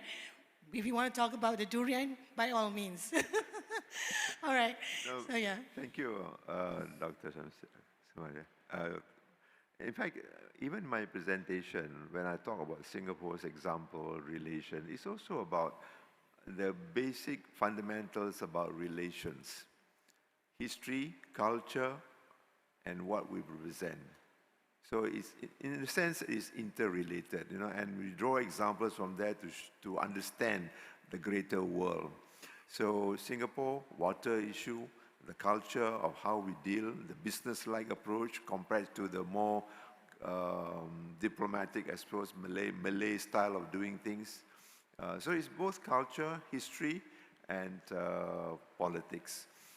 As for durian, it's a very sensitive issue, very delicate. You know, we love durian, but now Malaysia is going to be hooked up by China. So it's not just about durian, it's about water, it's about food, right? Whether they have enough to export to Singapore, and there will be issues about relations again, Singapore and Johor. How does Kuala Lumpur sees it? Those are the kind of issues that may actually affect the kind of relations going forward. Thank you. Thank you, Mr. Ambassador. I could see there's a lady waiting behind a microphone. Please identify yourself and your affiliation. Assalamualaikum warahmatullahi wabarakatuh. Good afternoon. My name is Shuhada, and I'm from the Foreign Ministry of Malaysia. My question is to any of the panels, actually. Listening to the trends of global politics that you mentioned just now, it sounds a bit grim for the Global South. When we talk about global trends, we also see the emergence or re-emergence of minilateralism in many formats. We have ASEAN, for example, is very prominent in this region, BRICS, African Union. And when we talk about making global institutions work for the Global South, do you see that this minilateralism is the way forward for the Global South? Because if we talk about seeking reform at the United Nations level, it doesn't serve the interests of the West to have any form of reform because the current system works for them. It doesn't work for us when we especially need it, as we can see. So is this Global South clubs the way forward for the Global South? And can these Global South clubs be the platforms that we redefine or reinterpret some of the global rules that don't work for us at the moment? Thank you. Thank you, Madam Shuhada. All right, yes, over to you, Dr. HELLYER. Thank you for the question. It's a very good one. I want to throw something out there because, you know, as somebody who's half English, this point speaks to me quite a lot. One thing, so I visited South Africa for the first time in 2009. I'd never been before. I've been many times since, I'm happy to say, but I'd never been before. But I had a very, how should we say, you know, beautiful vision of South Africa because my father, Allah yarhamu, who is not South African, spoke a great deal about two causes when we were growing up. One was Palestine, which he was involved in the Solidarity movement, and the other was South Africa. He was involved in South Africa as part of the anti-apartheid movement. The anti-apartheid movement was a group in the United Kingdom, in the heart of the West. And they campaigned a great deal over many years in order to raise awareness around the crimes of apartheid and to try to disrupt support for apartheid South Africa from the West, from within the West.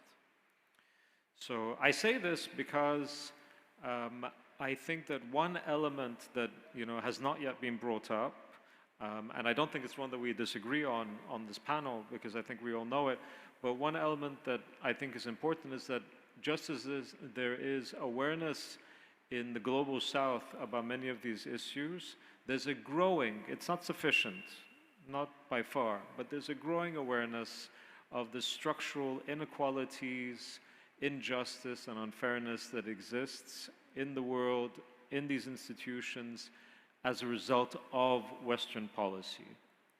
And the solidarity movement to build an alliance that will be better for the world more generally should really take advantage of that and try to build on that, because I think it will be significant. I do think it will have some sort of impact, but we also can't rely on it. And what I got out of my speech is that, you know, we have to prepare for different eventualities. We can't assume that just one route is going to be taken, and then when it doesn't, we're left, you know, on the back foot. There's going to be different scenarios that we have to consider, and I hope that one of those scenarios will include a growing awareness within the heart of establishment, as it were, to build something better for the future. Thank you. Thank you, Dr. HELLYER. For Professor FAWAZ. I just want to really add on this particular point. When we speak, I hope there's no confusion when we say the West, in parentheses. The West is not a monolith. Ireland is not part of the dominant imperial West. Spain, Norway.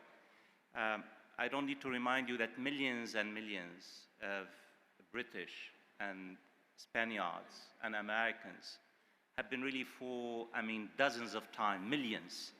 There is really, what's emerging now is what I call a transnational social movement, truly, in many Western leaderless movement.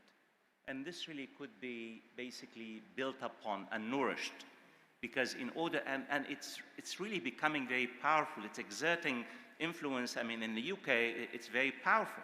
And it really has led to, you know, minor changes within the Labour Party. But the Labour Party now, who's in power, I mean, is beginning to listen to this particular movement, even in the United States and in other countries. So, yeah, when we talk about, you know, the so-called, I hope, is an alliance for humanity or the third way. I mean, this does not really have to be African nations, Middle Eastern nations, Asian nations. It also should include, you know, cuts across ethnicity, national identity, and religion. And final point on this particular hope, a prayer of a new grouping of state. Remember, we're talking about really, this is a baby crawling. And we have to develop it, we have to grow it, we have to nourish it. But at least you have to have the vision and you have to have the political will to begin the process.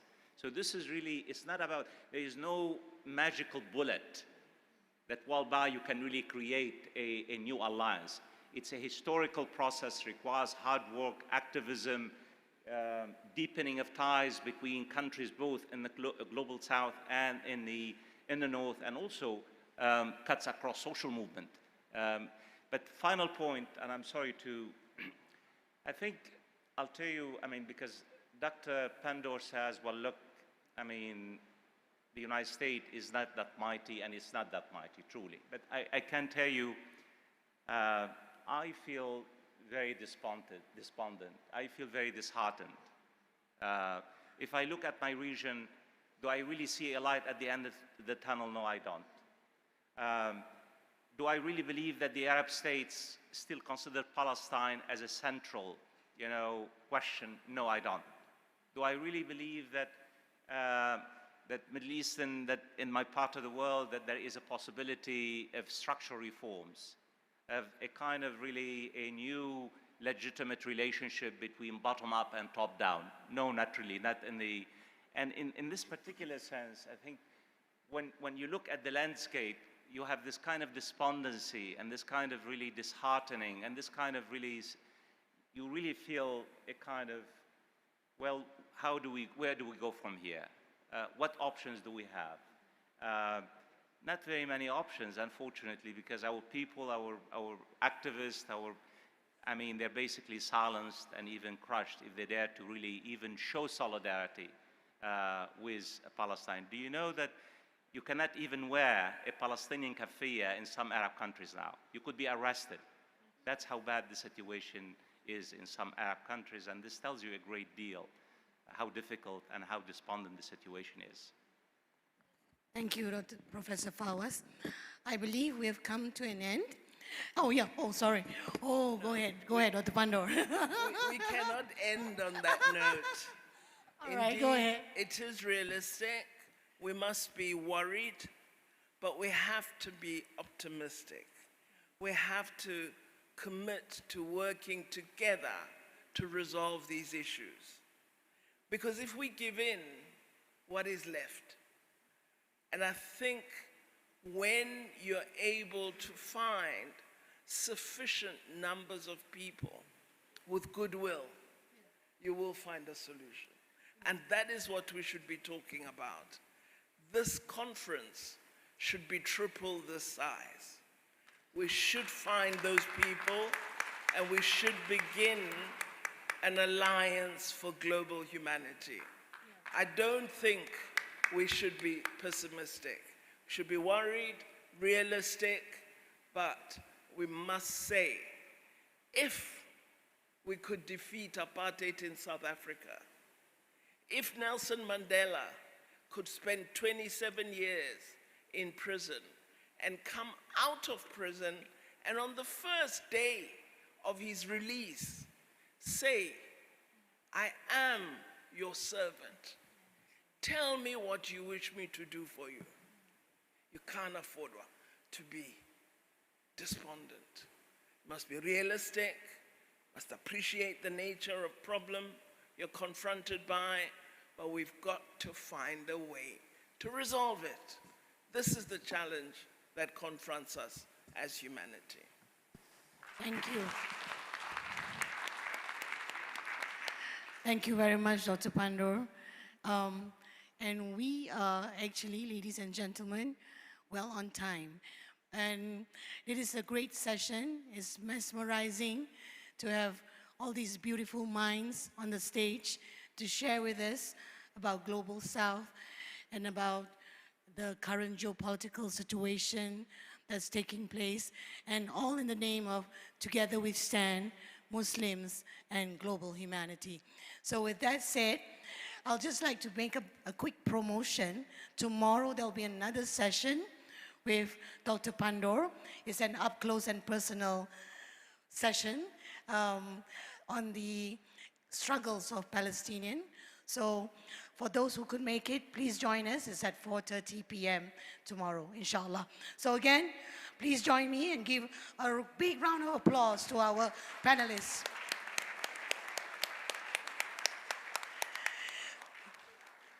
Yes, Dr. HELLYER? Oh, thank you. Our pleasure, my pleasure. Thank you so much. Thank you, Dr. Pandor, Professor FAWAZ, Ambassador ZAINUL, and Dr. HELLYER.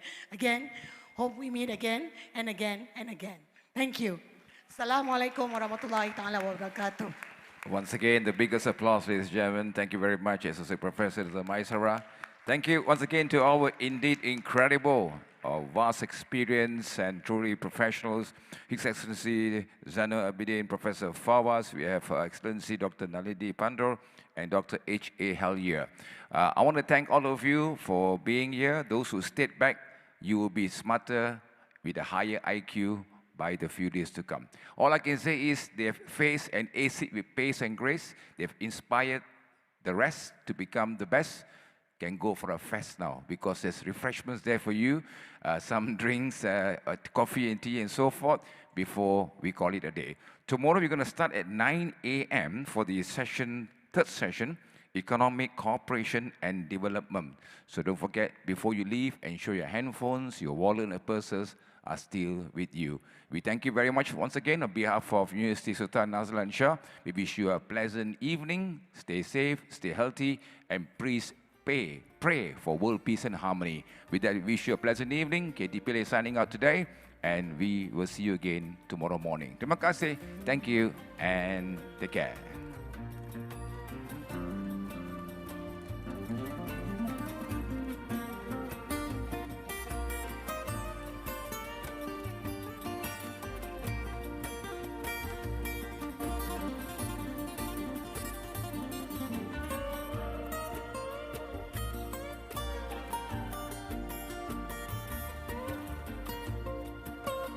Oh, for those of you who wants to know about Bulatan Meru or Bulatan Sultan Azlan Shah, there is one very nice big roundabout. Lots of activities. There's a carnival going on there. If you're not in Ipoh, drop by to that